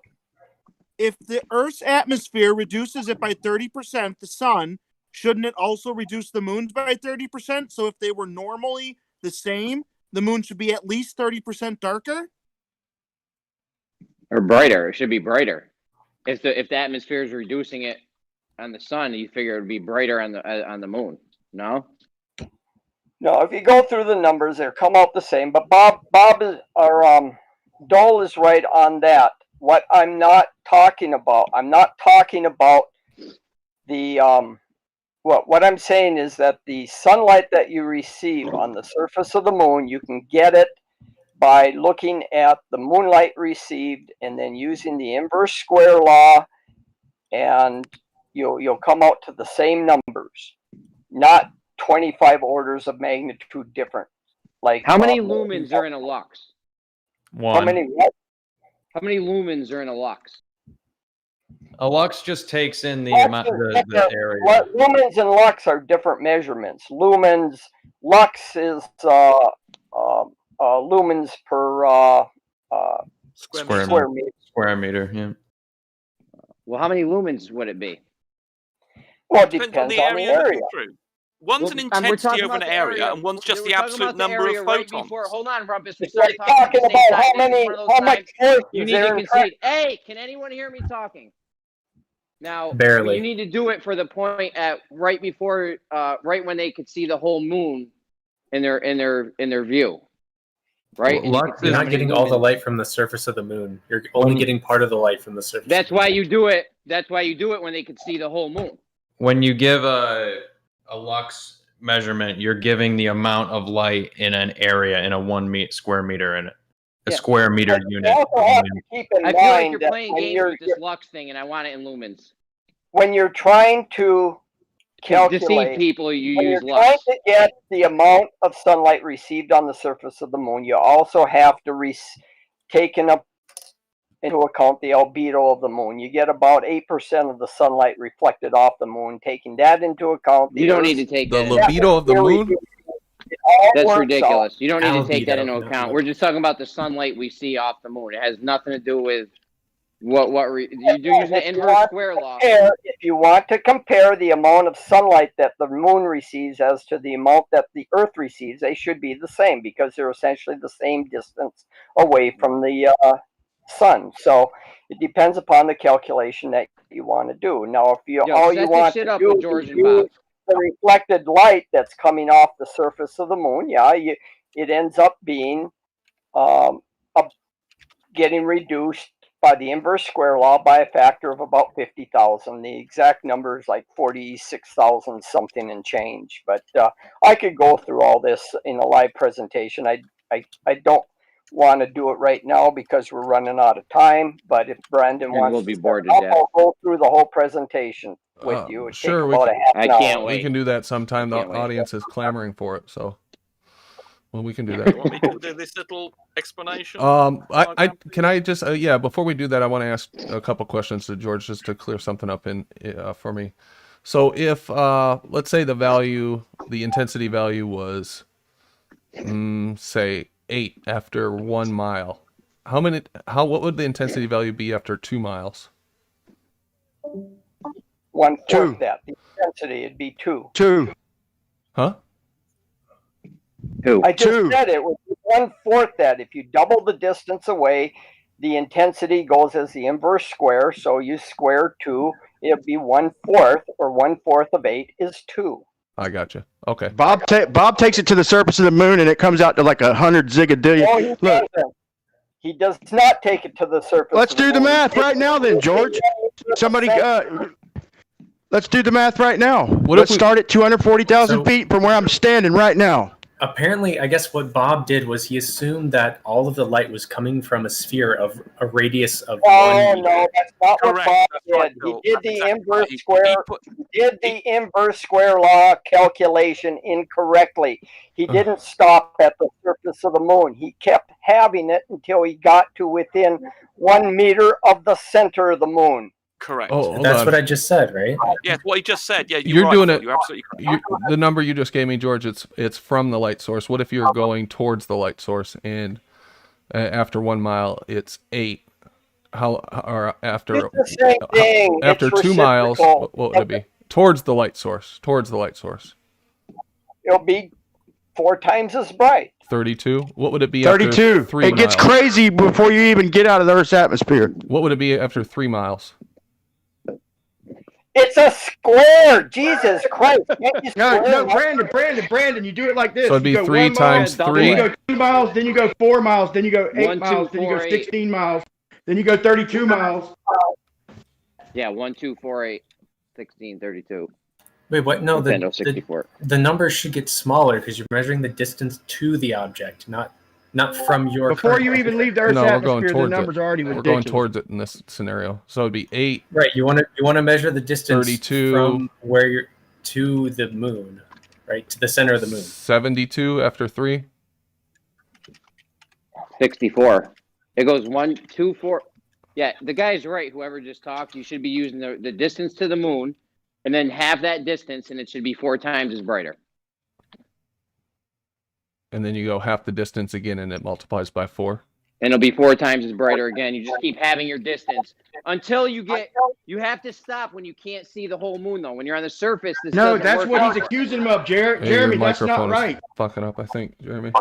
Jeremy, that's not right. That's what he's accusing Bob of. That's not how he did it. Look, that's not how he did it. All right. Just do it just how Brandon's doing it. And figure. But that's figure not out right. That's not the inverse square law. Then that's Figure just at 2 miles. Why isn't it? because it's always the distance from the center of the source. Okay, figure where I'm standing. It's 1 lumen. Okay, so at 2 miles, we're going to call it 4, just for a benchmark. At 4 miles, we're going to call it 16. Okay. No, but you're moving away, right? As you move away, the intensity should decrease. No. In this But yeah, scenario that I brought like up, we're Jeremy's moving saying, though, actually, towards to the be light honest. source. I did it how Jeremy said it. We're trying to Yeah, figure you got to out. do it like. We're need not. to We're get not at the remember light this is source. smaller. We're away from the light source. We're moving towards the light source. So maybe Yeah, but you that's need not to the know way where the you light source usually is. do it. But that was Yeah, the the distance scenario. that matters is the distance from the center of the light source to you. That's the distance that matters, and that's what the inverse square law operates on. If you watch my if you show my diagram, I can show this demonstrate it graphically. You can't even do this until to the surface, though. You need to stop before you If I lose showed the sight. diagram, Hold if you on, looked at my Rumpus. diagram, I could show you this. If I could stop have my before you diagram get. Rumpus, if you're doubling the distance 4 times in the Is my mic lumens, fucked up? it's going to get crazy, man. Right. Yo, is my Sorry, mic fucked up? You're Can I having the just- distance. Yeah. Can I just show what's going on here? Yeah, Right, my so- mic's fucked up. Yeah, I think so. Yeah. So Yeah, you're here, very hopefully I'll be able to answer Jeremy's point. So here we have the sun. Fucking A. Right, so here we have the sun. It shines its light in all sorts of directions, and so much a particular amount of light lands on the moon. Now, I've now drawn the radiation of these using these contours things, these circular contours. Hold on, Each Rumpus. one Is of my mic okay now? It is. All right, So- you need to stop this. You can't go all the way to the surface of the moon because when you're on the surface of the moon, you won't have the whole light source in your view. You have to Just stop before you Join, lose. join his stream, Jeremy. I can't watch. You have to stop before you reach the surface though, because you need the whole You need moon to see, in view. you need to see what I'm seeing. Can you see what I'm showing, Jeremy? No. I don't think you Well, can. in which case you can't comment, so don't bother to talk until you can see what's going on. So, here's the sun, and the light is arriving on the moon. So we can now think of the moon as a second light source, and that means that all member is then going to be radiated out in the same volume as little sort of spheres around the moon, and that means, and this is where the inverse square law is. If I go out now, the reason the center of the moon is important is because that's where the ratio exists. In other words, it's from the center. So, for instance, this I've drawn the 2 lots here, were probably about the same as the radius. Let me just draw the radius in of the moon. and you'll probably, hopefully, I have drawn in that one there. We don't want to hear about no radiuses, man. You do. Can I just? Okay, all right, hold on. Let me explain why the radius is important. Because if you're right on top of the moon, right? Let's say you look down at a patch of dirt on the moon. You're only getting like a teeny tiny part of that entire moon surface is light, right? It's like if I 1 meter square on the moon, I'm only getting 1 meter.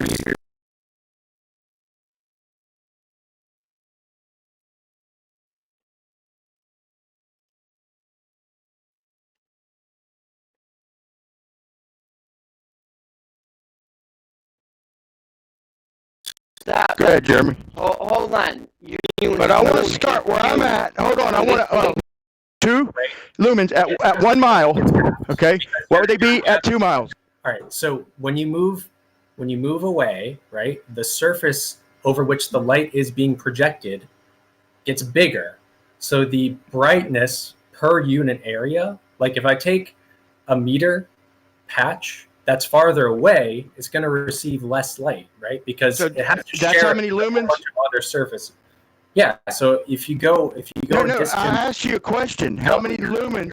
If I'm at 1 mile getting 2 lumens from the moon, how many lumens am I getting at when I double that distance? I get No, four you get times 1/4. the amount. Hold on.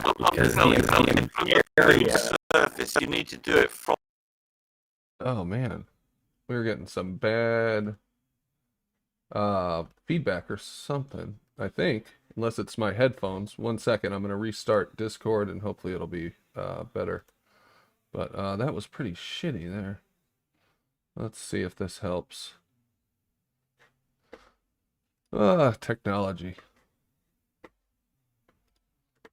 Well, at least we got something out of faking the moon landings, so that's good.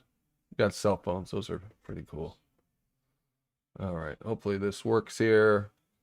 Apologize for the delay here. And looks like I got to rejoin, but before I do that, Gadget Inspector. According to the positions of all Apollo landings, it would have been impossible to see the Earth on the moon's horizon. Also, Earth should have been a lot bigger in the pictures. Thank you, Gadget. Appreciate that. Now, let me get back to the guys, because I know everybody's dying to hear about this Lumens thing. And let's go here. The distance from the Earth to the moon and the moon's radius is 240,000, somewhere in there, 256. So 2 to the 8th power, you have 8 halvings or 8 doublings, say 8 doublings to get from the surface of the moon to the Earth. So you square that, 256 squared or 225 squared, whatever number you want to use, works out to about 50,000. That's the We already difference. heard that, George. You just repeated. Hold on. He just repeated the same shit, dude. Hold on. Will anybody answer my question? I'm trying to clarify your question because there's a lot of animosity and people are losing what you're talking about. What Brian is saying is that you're going to start from Earth. You're going backwards. These calculations that you're doing with the inverse square law is in respect to the moon. What he's doing is doing the backwards way. You guys are using. Well, however I'm doing, I just want to hear an answer for this question. Hold on, everybody, hold on. Quit cutting me off. Hold on, George. I just want an answer to this question. I don't care if we go to the moon or not. Can somebody answer this one question? If I'm at 2 miles getting 4 lumens, how many lumens am I getting if I'm at 2 miles getting 4 lumens, how many lumens am I getting at 4 miles? Can anybody answer that question? You want to speak in terms of lux, not lumens. Lumens, you need to figure in surface area. Lux, you don't. Brian, you haven't defined where the source of light is. I can give you your answer if you like, and I can give you. Let's imagine this is a light bulb. So I'm going to draw a light bulb here, a very small light bulb, a point source, and let's suppose Brian is where I'm going to put a star is here. So this is that's you, Brian, and the distance between there and there we're going to say is 1 unit, and then you. And if you were to double your distance, what's the distance you called? You said 2 No, let's 2 just miles, do 4 okay, 2 lumens. miles. Okay, so here we go. Let's suppose that distance is 2 miles, and you do it, and you're dealing with a point source, and that's why it's important to know the radius. If it's a point source, that's very different. If you were like this, let's imagine there's not a point source. I don't care about all that. Just answer the question, dude. I know, but How many lumens at Okay, I'm 4 about miles? to do that, Brian. To the Brian, I'm answer. about to do that, but it's very important you understand that's very different from a situation if you were off a very large. It's very important I understand your bullshit, right? Right, so hold on. So we're just going to deal with a point source. Okay, a very small point source, which you're 2 miles away, okay? And then you're saying you've got 2 lumens. Well, that means at 4 miles away, I seem to have lost the line, excuse me. So this is 2 miles from there to there. And then we double that distance for you from a point source. You're doing it backwards. You're doing it backwards, Rumpus. He's coming towards the point source. Oh, I thought he was going. Yeah. I'm starting on Earth. It's very easy. I'm at 2 miles. No, you didn't at mention 4 that. You didn't lumens. mention that. All I asked you was how many lumens am I going to get? I don't care about your luxes. How many lumens am I going to get at 4 miles? If I'm getting 4 at How 2 big miles? is your? How big is the area that Can you're I trying? finish my goddamn thing and then Sorry, you sorry, criticize it? Rumpus. Go ahead. Jesus Okay. Christ! Right, You ain't so shut up since you started, dude. Right, right, here we go. Let's suppose you're dealing with a point source. Let's not do the Earth. Let's just have a light bulb, okay? As a light bulb was 2 miles from you and delivering, you said 2 lumens. At 4 miles, it would be 1 Rumpus, quarter. we don't know how far the light is away. That's the whole point. Well, okay, I'm just Rumpus, right, okay, I'm dealing with a simple case. Rumpus, I'm starting Rumpus, off with a simple case. Rumpus, Brian, that's hold on, incorrect. please. Hold on. Lumens is total output of light. It's not light intensity. Yeah, I know. It's You lux. need to use lux. It's lux, correct. So therefore, you can't answer my question, or what? I mean, Okay, all right. Let's just. Your question is ill formed. Your question is ill formed. Not the right question. Yeah. I don't care how y'all do y'all's math. Just don't assume where the light source is. That's bullshit. We don't know where the light source is. We're starting from where we're at now. You need to do that to work the calculation out. It's absolutely essential. Where it is. So there's no way to get a calculation unless you know the distance, then, right? What you guys, Well done. Yes, that is correct. what you're going to need to do is do the calculation in lumens and then account for the surface area of the pupils of his eyes. Well, yeah, Well, he already mentioned that he already mentioned that the amount of light that he was receiving was whatever 4 lumens, right? So we know that that's factored in, right? Whatever the area is, whatever the relative intensity is in terms of luxes. Yeah. So yeah, whatever. So his like eye- that, that's fine. Yeah. So whatever his So eye- not the inverse square law, then. Not the inverse yes, square Steve. law. So Y'all listen sitting there to- bashing on Bob No No, Hell, and hold y'all on. are full of shit. Did you understand that, Bram, what Phil just said? So if you've got 2 lumens coming into your eye at this distance, the 2 miles away, and then you move 4 miles away, you've doubled the distance. Inverse square law says you will get 1/4 of the lumens in your eye that you got previously. But that means you need to know the distance from the source of light. That's absolutely essential. So the inverse square law is 1/r squared, which I've got over here, which is the distance from the light source. So without that knowledge of the light source, you cannot do anything, but it does follow the inverse square law. Yeah, according to your Oh, formula, but we're not assuming where the light source is, man. We're going to start here on Earth, So the- and well, we're going those- to well, that's another count the issue. lumens. We're going to use Okay, inverse that's square law to that's another find issue, out the but- lumens when we get there. Yeah, but Brian, I'm just trying to establish the inverse square law for you, and we're establishing the simple principle of a point source 2 miles away, and then you doubling the distance, and you get 1/4 of the number of lumens, and also the lux that you will get in your eye, or actually not in your eye. You wouldn't get caught. Oh god, yeah, the lumens, but the actual lux would be 1/4, but that's not necessarily what's going in your eye. So, Assuming the that's area what of the observer is the same. yeah, exactly. The area is observed. So the lux actually would be the same, but the lumens would be the 1/4, and if you took an arbitrary 1 meter square, then you would get 1/4 as well. So basically, it's operating on the inverse square law, but that's with a point source, and that's why I said to you when you didn't want to listen to me that the result there'd be completely different calculation if it was like this. That would be a completely different calculation because you need to know the distance to the center of the light source he's because not it's watching. spherical. Because it's a spherical thing, you have to know the thing. He's not acts- watching the stream, Rumpus. What? He's not watching the stream, Rumpus. Oh, great. Brilliant. So he wasn't looking at anything I said. Great. Okay. I'm listening. I'm listening. I've already heard all this shit, Rumpus. Rumpus, I'm listening. I've already heard all this bullshit. Why does the light have to be a sphere? Forget it, Brian. Rumpus, why does the light automatically have to be a sphere? not interested in talking to you. If you weren't, I'm No. showing you Okay. the diagram, exactly that point, and you're just ignoring the diagram, which shows you the inverse square law and how these points of view on here. And if you're not going to bother to watch it, then you can sod off. I'll speak to the other people about the reasons why Bob Nodell. I was trying to present the thing about why Bob Nodell was talking bollocks. So you can forget about this. Seen all this shit 10 Yeah, times, Brian, you Rumpus, can go okay? away. Why Don't does the interfere. light source Brian, have to be a Brian, sphere? I'm not Brian, I'm trying to Because get a that is demonstration the only geometry for which the inverse square law holds. Right, do you know, in fact, I'll give you the reason why the inverse So it square doesn't law work with is. lasers then, right? It Because doesn't work with the surface lasers. of a sphere, the Yes, reason the it inverse square does. law happens No, it is that doesn't. Are lasers the Armageddon? Are lasers spheres? Yes. Goddamn, Brian. Hell, give it a They're rip. lying, dude. The inverse square law works with light, period, in general, period.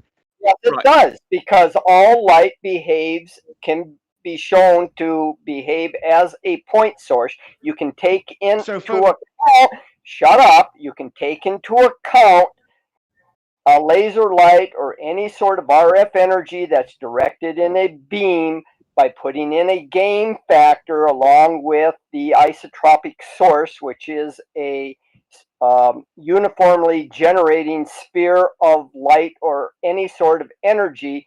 You can treat any other source, being a laser light or a Yagi antenna, whatever, as being an isotropic source multiplied by a gain factor due to the directivity of the beam.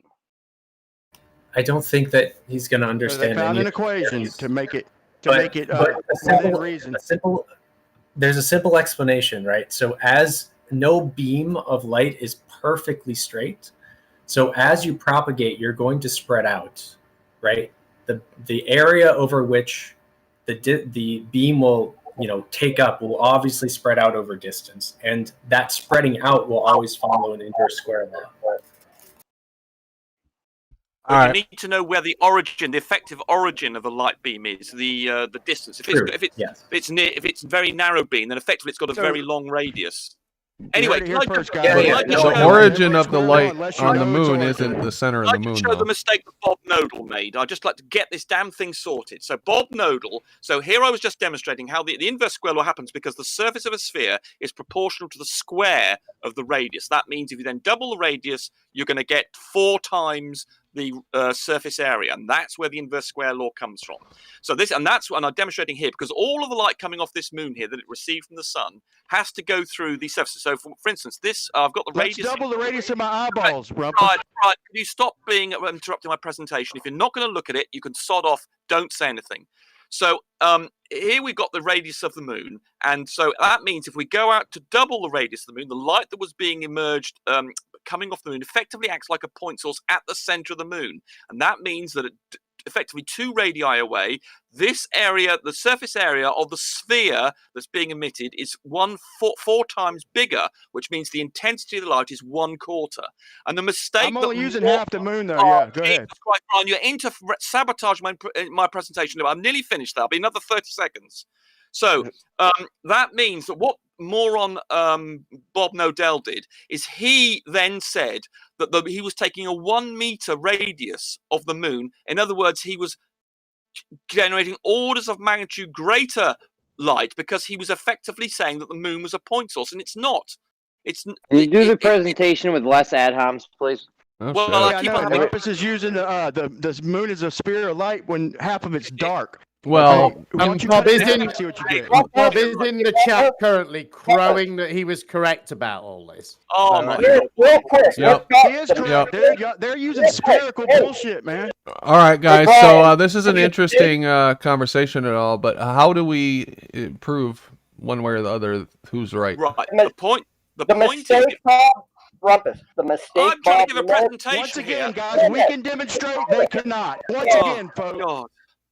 The Can I just mistake finish Bob Nodell made. The mistake Bob Nodell made is he said he wanted to calculate the intensity of the moonlight starting from the Earth at 1 meter above the surface of the moon. That's fine if you stopped 1 meter above the surface of the moon, but he didn't. He kept having until he got to 1 meter, which is No, 1 he did meter. not, man. Yes, he did. From the center, not the surface. Yeah, and I'm trying to He make went this to point. eye height of an astronaut, bro. Hey guys. Can I just All finish right, this let's goddamn let presentation? Rumpus finish, and then let's move on. Go Right. ahead. So in other words, you can then say, given that the brightness on the Earth as I've got here, you can then say the surface of the Moon. So, for instance, every 2 of these is a doubling of the radius.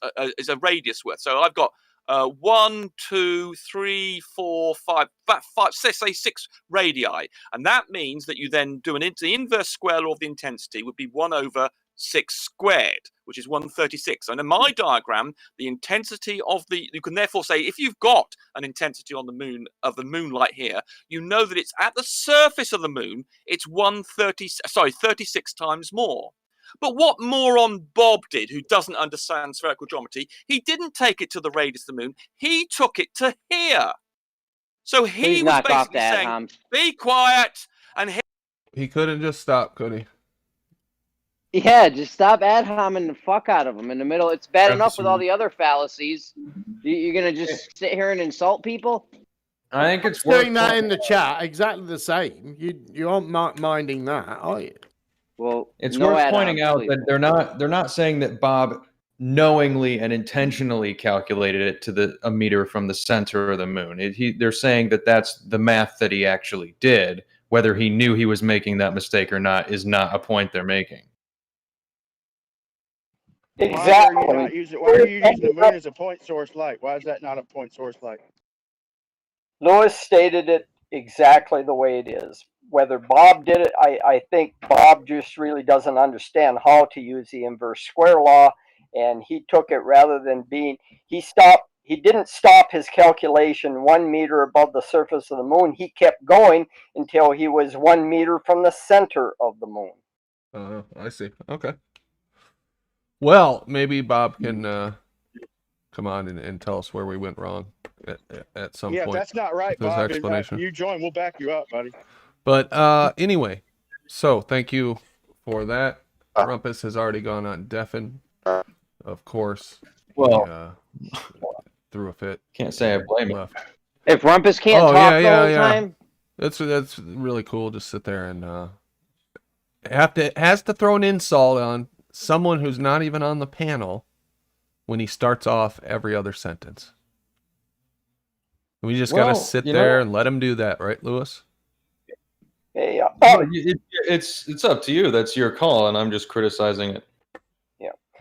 The mistake and the fallacy that results from Bob Nodel's calculation is, let's try to find out what the difference in the intensity of the sunlight is on the moon, back calculating that way, starting at the Earth, say being 10 meters above the moon versus 1 meter above the moon.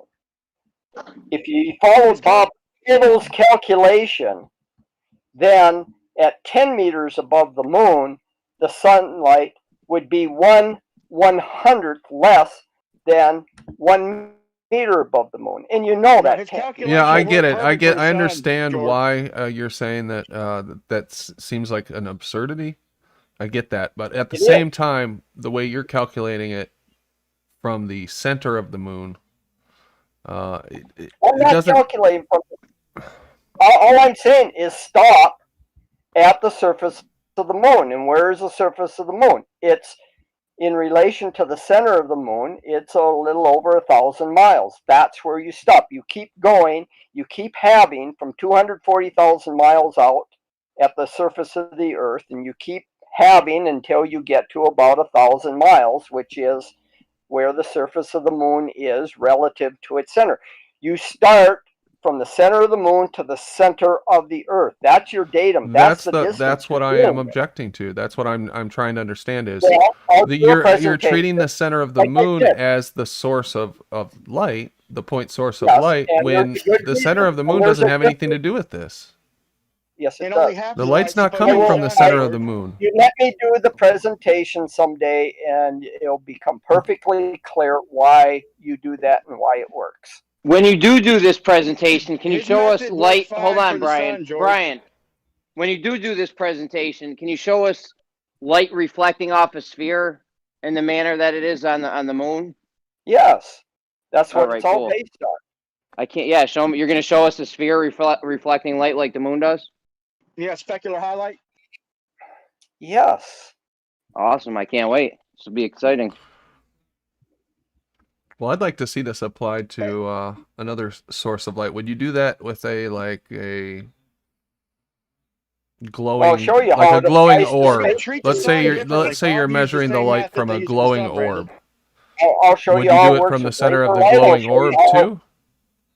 I'll show you how it works with laser light. I'll show you how it works with high gain antennas for space communication. Okay. Can you show us how it works when the light reflects off your shiny forehead? My forehead isn't too shiny. But he could do it. He could do that. Yeah, I could shine it With up. striking precision. So anyway, is there any way to prove who's right or who's wrong? I mean, is there any kind of? Very easy. It's very easy. Okay. Well, I just want to make epistemologically, I think we might disagree on that. I don't think you can. And I'll just be brief here. There are two. Yeah, we can. There are two types of theories, scientifically speaking. There are theories that have been proven wrong, and theories that have not yet been proven wrong. That's false. That's not how theories. Clearly, Bob's don't know how math is theories easily work. demonstratable, dude. Bob's math. Theories is easily are only a demonstratable. theory. Hold on, Brian. Theories are only theories until they're proven right. All right. Right. So let me as a restate. theory and as Lewis, I This kind of is why I understand where said you're we coming ought to- from. Let me restate my question then. Is there a way that we can falsify one or the other? Yes. How would we do that? You would look at the explanations being made, which you'd have to define them clearly so that you can then work out what conditions would falsify them, and then look for those conditions. Get yourself a precision lux meter. Get yourself a precision lux meter, and you could create a spherical source of light and easily demonstrate it. Okay, but when it comes down to it, we're talking about how much light, how bright the moon is when you get to it. There's really no way we're going to be able to. I can show you through 2-3 different calculations that you always end up with the same amount, the same intensity of light, whether you start from first principles of the amount of sunlight that's falling on the moon, take into account its albedo, the distance it travels to the Earth, going through the atmosphere, and what you would expect to receive on the surface of the Earth on a full moon. I can show you that it works out to about a half a lux that we measure, or you can start with measuring the amount of moonlight being emitted off the surface and work it that way, or you can start from the Earth. All three ways, you end up with the same numbers. Let me ask an honest Yeah, question. but you're Let me ask an reverse honest question. engineering it for your value for the moon, though, right? What? Brian was talking. Sorry. Ask again, please. I had an honest question to ask. So, George, here on Earth, so you're saying there's no way we can determine the lumens if we put a light in a spot out in the distance that a laser or something that we weren't sure of, or a reflection like a mirror reflection at an unknown distance, we couldn't measure the lumens and get the distance of that light. So you're saying that the distance has to be known? I did not say that. You're That's always pretty much what you're saying, bud. You just found a complicated way around it. No, you just don't know what you're talking about, Brian. You just use the units incorrectly. Using lumens and lux is like talking about force and pressure. I'm telling you, if you have 32 psi, pounds per square inch, how much force is there? That's what you're asking. You don't know. You don't know the area. Can you apply that calculate it question to without Lux knowing then, the George. distance, George? I guess that's what Brian's point is. Can you do it without assuming the distance to the moon? Brian, you need to shut Brian up because he keeps talking over you and I can't get your question. All right, here's my question. Can you calculate it without assuming the distance to the moon? No, you have to know the distance to the moon to know what the difference in intensities are. Okay. So can we do that here on Earth with an unknown distance? Can we calculate the distance knowing the lux from a certain distance? You might be able You to can take measure the distance using a theodolite. You can measure the distance to the moon using a theodolite. Oh boy. No, that wasn't my question. My question is can we get the unknown distance to a light? Can we get the unknown distance to the light once again, knowing the lux from our position? Okay, if we know the lux we have, and is there any way to get the distance to a light with a reflective surface or a laser? No. No. You have to know. You need to know the intensity of light at the source and also at the distance which you're measuring. You can't just do it with the amount of light you receive. You have to know what's being emitted in order to get what the distance is. So we can't use Can't we do this using lumens to so determine the distance to the moon, then, George, in other words. We can't make predictions. Can't we do this using lumens? Why are you using lux? I feel like this is one of those games you guys play where you say it's one rotation per day instead of 1,000 miles an hour or something. Lumens is the total amount of light being emitted. Lux is an intensity. That's what you're sensitive to. That's what you're seeing is intensity, So not the output. So the inverse square law doesn't apply to lumens. Yes, it does. Oh God. Okay, so why can't we use lumens? It's just a conversion, right? It's the same thing between force and pressure.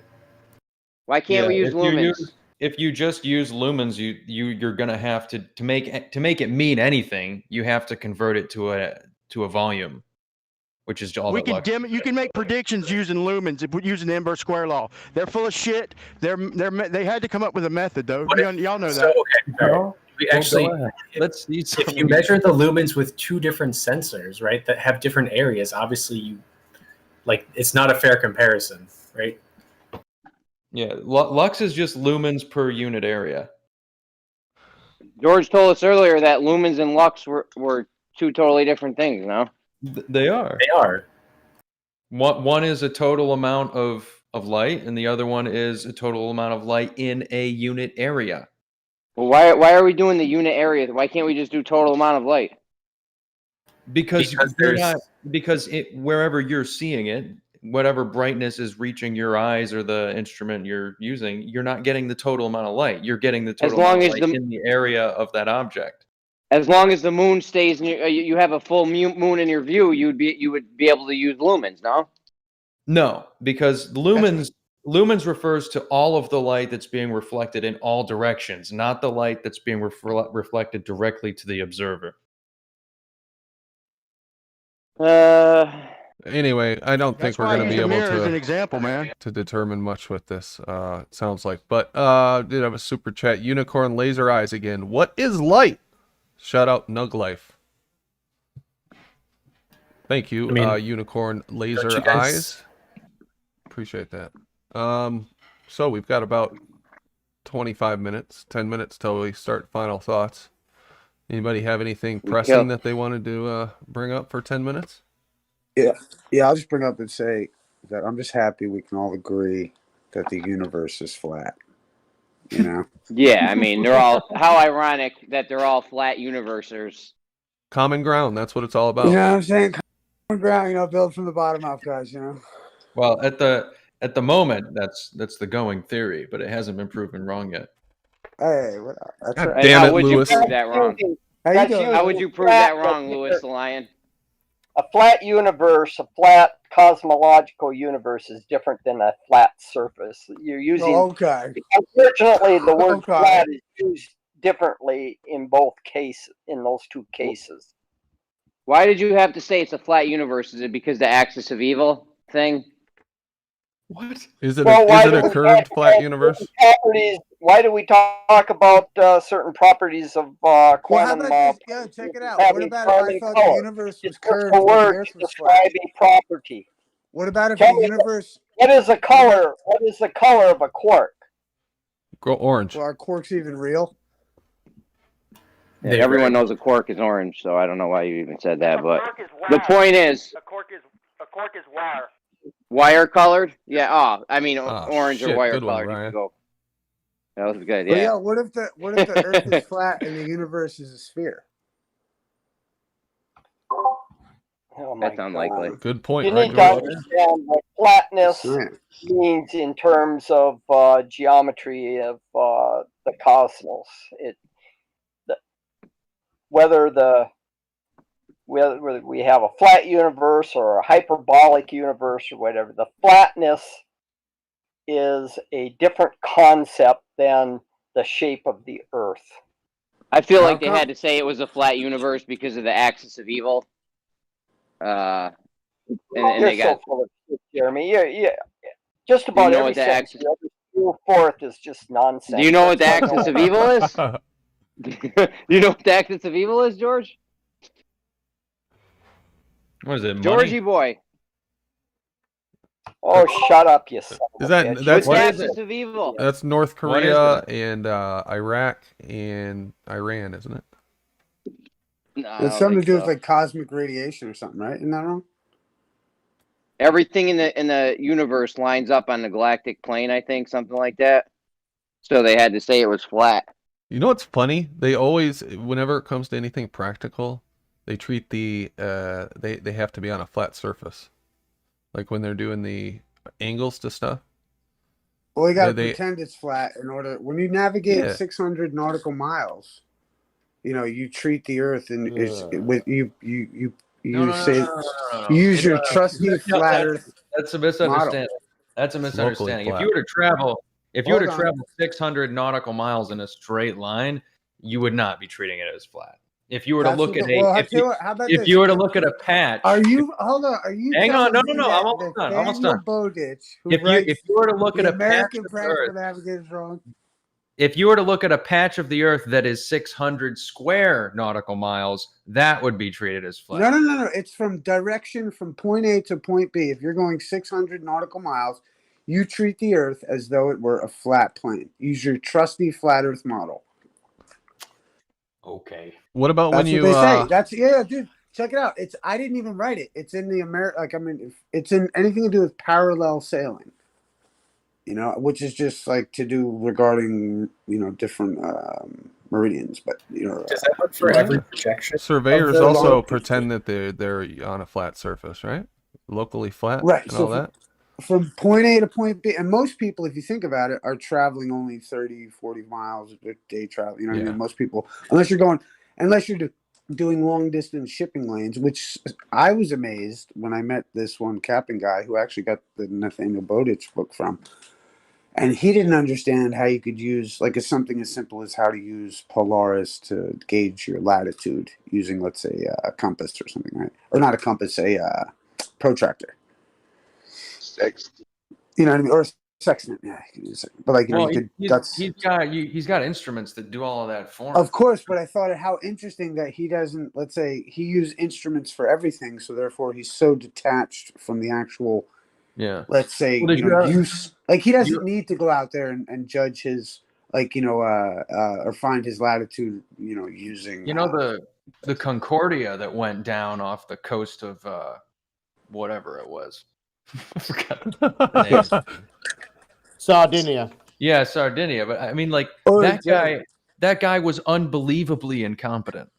So, there was a whole storm of incompetence that led to that disaster. Well, dude, hey, and Lewis, we're trying to point out that space is not immune, nor astrophysics. No, it's not. I think retard, that level of intellectual depravity. What I'm saying? I think it's a little bit more substantive than you're giving it credit for. Actually, quite a bit more substantive. This is what gets me, Lewis, is that practically they treat the fucking Earth as flat. If you're gonna fucking go out there and actually do something in the real world, you're gonna treat the Earth as though it's flat. Well, in order to get shit done, but only in these theoretical fields of whatever are they of geodesic mystery, are they adding in these fucking radius values and all this shit? Because in the real fucking world, nobody applies that crap. Not everywhere. Snipers don't calculate for Coriolis, which is laughable that people have gotten away with that for so long. 99% of the time, you're going to be right. You're going to be right about that. But why would somebody need to know that the Earth is a sphere in order to get something done? They don't. Well said, Lewis. Well said. Why would they? But it doesn't change the reality. If they were to take like the geometry of the Earth being a sphere into account, 99% of the stuff they do, it wouldn't make a difference anyway. Well, here's you'd probably fuck it up because it's not a sphere. check this out. You know what gets me though, Lewis, and this is why the philosophical discussion. You know, I've always been and leapt into that version of that conversation regarding this topic. Is like the idea that, you know, I was having a conversation with a very young, family, right? And they were like, "What does it matter anyway? Because the sun's going to explode."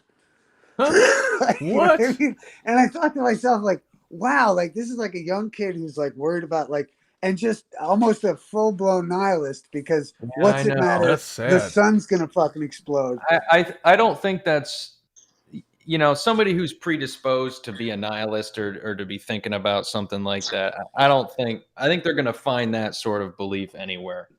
I mean, fair enough, but I think like this is why it's so cherished, a conversation amongst some of us, because it's like, you know, it sets up like cosmology is the root of philosophy. That's why even I look at it like, you know, let's say you're a, universe, like a flat universer, you know what I mean? Like you guys out there in the baller world, like, you know, you're one, like, it's like, there's this creation story that comes with that. And, that creation story has this kind of built-in fatalism to it, which I find unfortunate. And it's all kind of premised on these, well, we know how far this is and we know how far that is. And yet, and ultimately, scientifically, to say that one knows for sure would be fucking unscientific. Yeah, yes. You're right. First of all, you can know things for sure scientifically. Second of all, I am a spherical universer, for the record. Right. Flat Earth, it depends. It depends on the epistemology you adopt. But I think this is just the epistemology I have. No, you can't know things with absolute certainty. You can't. Right. Scientifically, you can. Yes, absolutely. No, you can't. That's what the scientific method does. Not your pseudo Jeremy, I would appreciate. Jeremy, I would not your appreciate it if you didn't disagree with the premise that I am using to establish my personal epistemology. I understand Your you might have a epistemology different. sucks. Yeah, I understand you might have a different epistemology. You don't have to agree with it, but when you interrupt me and disagree with what I'm saying, it sends an implication that I also disagree with what I'm saying. Okay, you're wrong, but go ahead. Great. Hey, Lewis, you seem like a pretty level-headed guy. Do you buy into everything NASA says, like the moon landings and all that shit? He's level-headed. Ask him about the Lions. I give NASA and all science the same amount of sincerity, the same amount of regard. So, in short, the answer to your question is yes, but I don't treat it as seriously as you think I treat it. It's just these are the best ideas out there right now. That's all it is. Do you think it's possible that the government might have lied about the moon landings at all? I can't rule the possibility out. I would give it a very small likelihood of being the case, though. Do you see where they would have had a motive to do so? No. Really? What the fuck? Even your own peoples know there was a motive. Yeah. You guys we've talked about that before. I mean, yeah. There was a clear motive. How about this though? It's like this. What motive is I like there? this line of questioning. I like this line of questioning. The It's Cold like, War. Lewis, do you trust politicians? No. We're in a space race. Are there any conspiracies that you think, things that are termed conspiracies or considered conspiracies, that you think are true? I don't think they have names, but there are elements of some conspiracies that I think have a higher degree of probability of being true. Like what? Like certain false flag type events. I mean, and that's not even like conspiracy. So like the 9/11 thing. I don't think that that was necessarily done to get us involved in a war in the Middle East and set off a whole chain of events. But I could see a motive there. I could see that as something that somebody out there with enough power might be willing to do to get what they want accomplished. I can see that. But you can't see a motive during the Cold War after the president promised that we were going to get to the moon. having spent billions and billions of dollars, and real quick, having an ex-Nazi, big ups, Anders Ace. running the program, Operation Paperclip, being actively engaged in a space race with Russia. Being actively engaged in not only a space race, but being a sister program to weapons development, long-range ballistic missiles, that they might possibly have a reason to not be upfront about what they're doing. No, the damage. Think about how horrible that would be if it went wrong. Tell them about the Lions. This will set everything straight. It would be absolute. It would be so, if they were worried about being publicly embarrassed by the Soviet Union in losing a race to the moon, getting caught for fakery would be 100 times more embarrassing than that. The best thing for them to do would be to just try to do it, which is what they did. Huh. Unless they physically can't, Lewis. Well, if they physically can't, what good would there be in trying to say, "Oh, we did it"? Yeah, there's no doubt in my mind that they physically could. For the prestige. Yeah, we know you're a true believer, Howard. No, but why?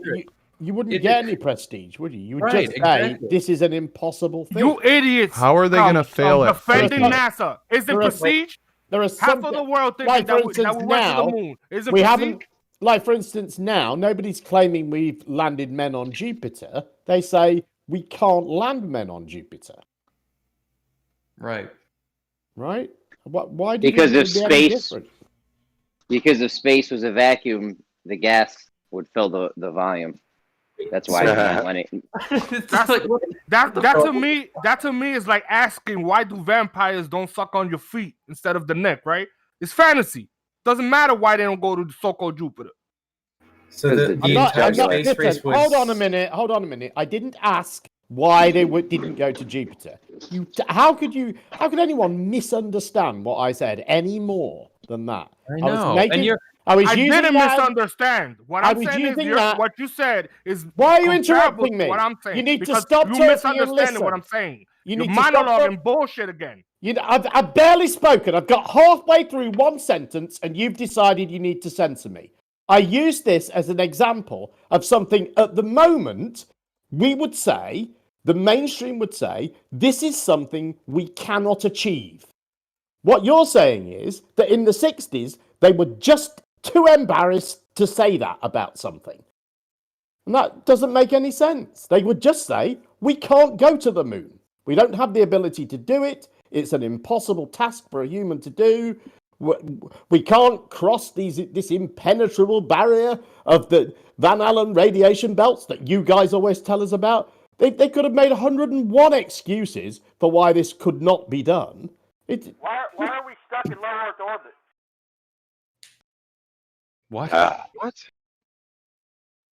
All right. On that note, guys, let's wrap it up for the final thoughts. No, I appreciate your opinion, Lewis, and it seems like you have a well thought out viewpoint. Obviously, I disagree, but it is your opinion. Sure. So, Allie B. He's fucking delusional. Yeah, I'm trying to be cordial. Come on, Allie B. Yeah, he could say the same thing. Yeah, there's. Hey, Jeremy, step add humming, please. Allie B. Right. At least Lewis is on the panel. Allie, final thoughts? No? Bandsaw. Hey, Brandon. 6:35 a.m. The place to be. Good show, mate. Thank you, sir. B-ball. Yes, we went to the moon, or else there wouldn't be retroreflectors there. How else would they get there? Thank you. All right. Thanks, B-ball. Biodual. Looking at 2 weeks to do mass attracting mass in a vacuum. My DMs are still open for any suggestions, critiques, anything like that. All right. Fair enough. Thanks, Biodual. Brian. I'd like to dwell into what he just said. Sounded interesting. But yeah, I hope nobody took nothing personal. I don't ever take it personal. Rumpus can say whatever he wants, man. I don't. So I just, I'm passionate. I'm where it's at. But I'd like Bob Nodell, if you're listening, man, we'll back you up. come on and defend yourself with the inverse square law with the light, and we'll try and do some demonstrations and show it practically. We like to try and do stuff, try and show it instead of just rhetoric. So, anyways, thank you, Brandon. Thank you. Boopus. Good show. Thank you. C4. Car in Kentucky. Hey, I enjoyed listening in. Thank you, sir. Jeremy. All right, right after BioDuel does his little thing showing mass attracting mass, I'm going to let a helium balloon go and show that sometimes mass repels mass. And it's obvious NASA's faking shit all over the fucking place. These guys are, they have confirmation bias to the utmost degree. And this whole thing is a fairy tale because if space was a vacuum, the gas would fill the volume. That's all. Thanks, Jeremy. Farming Ganja. Jim Panda.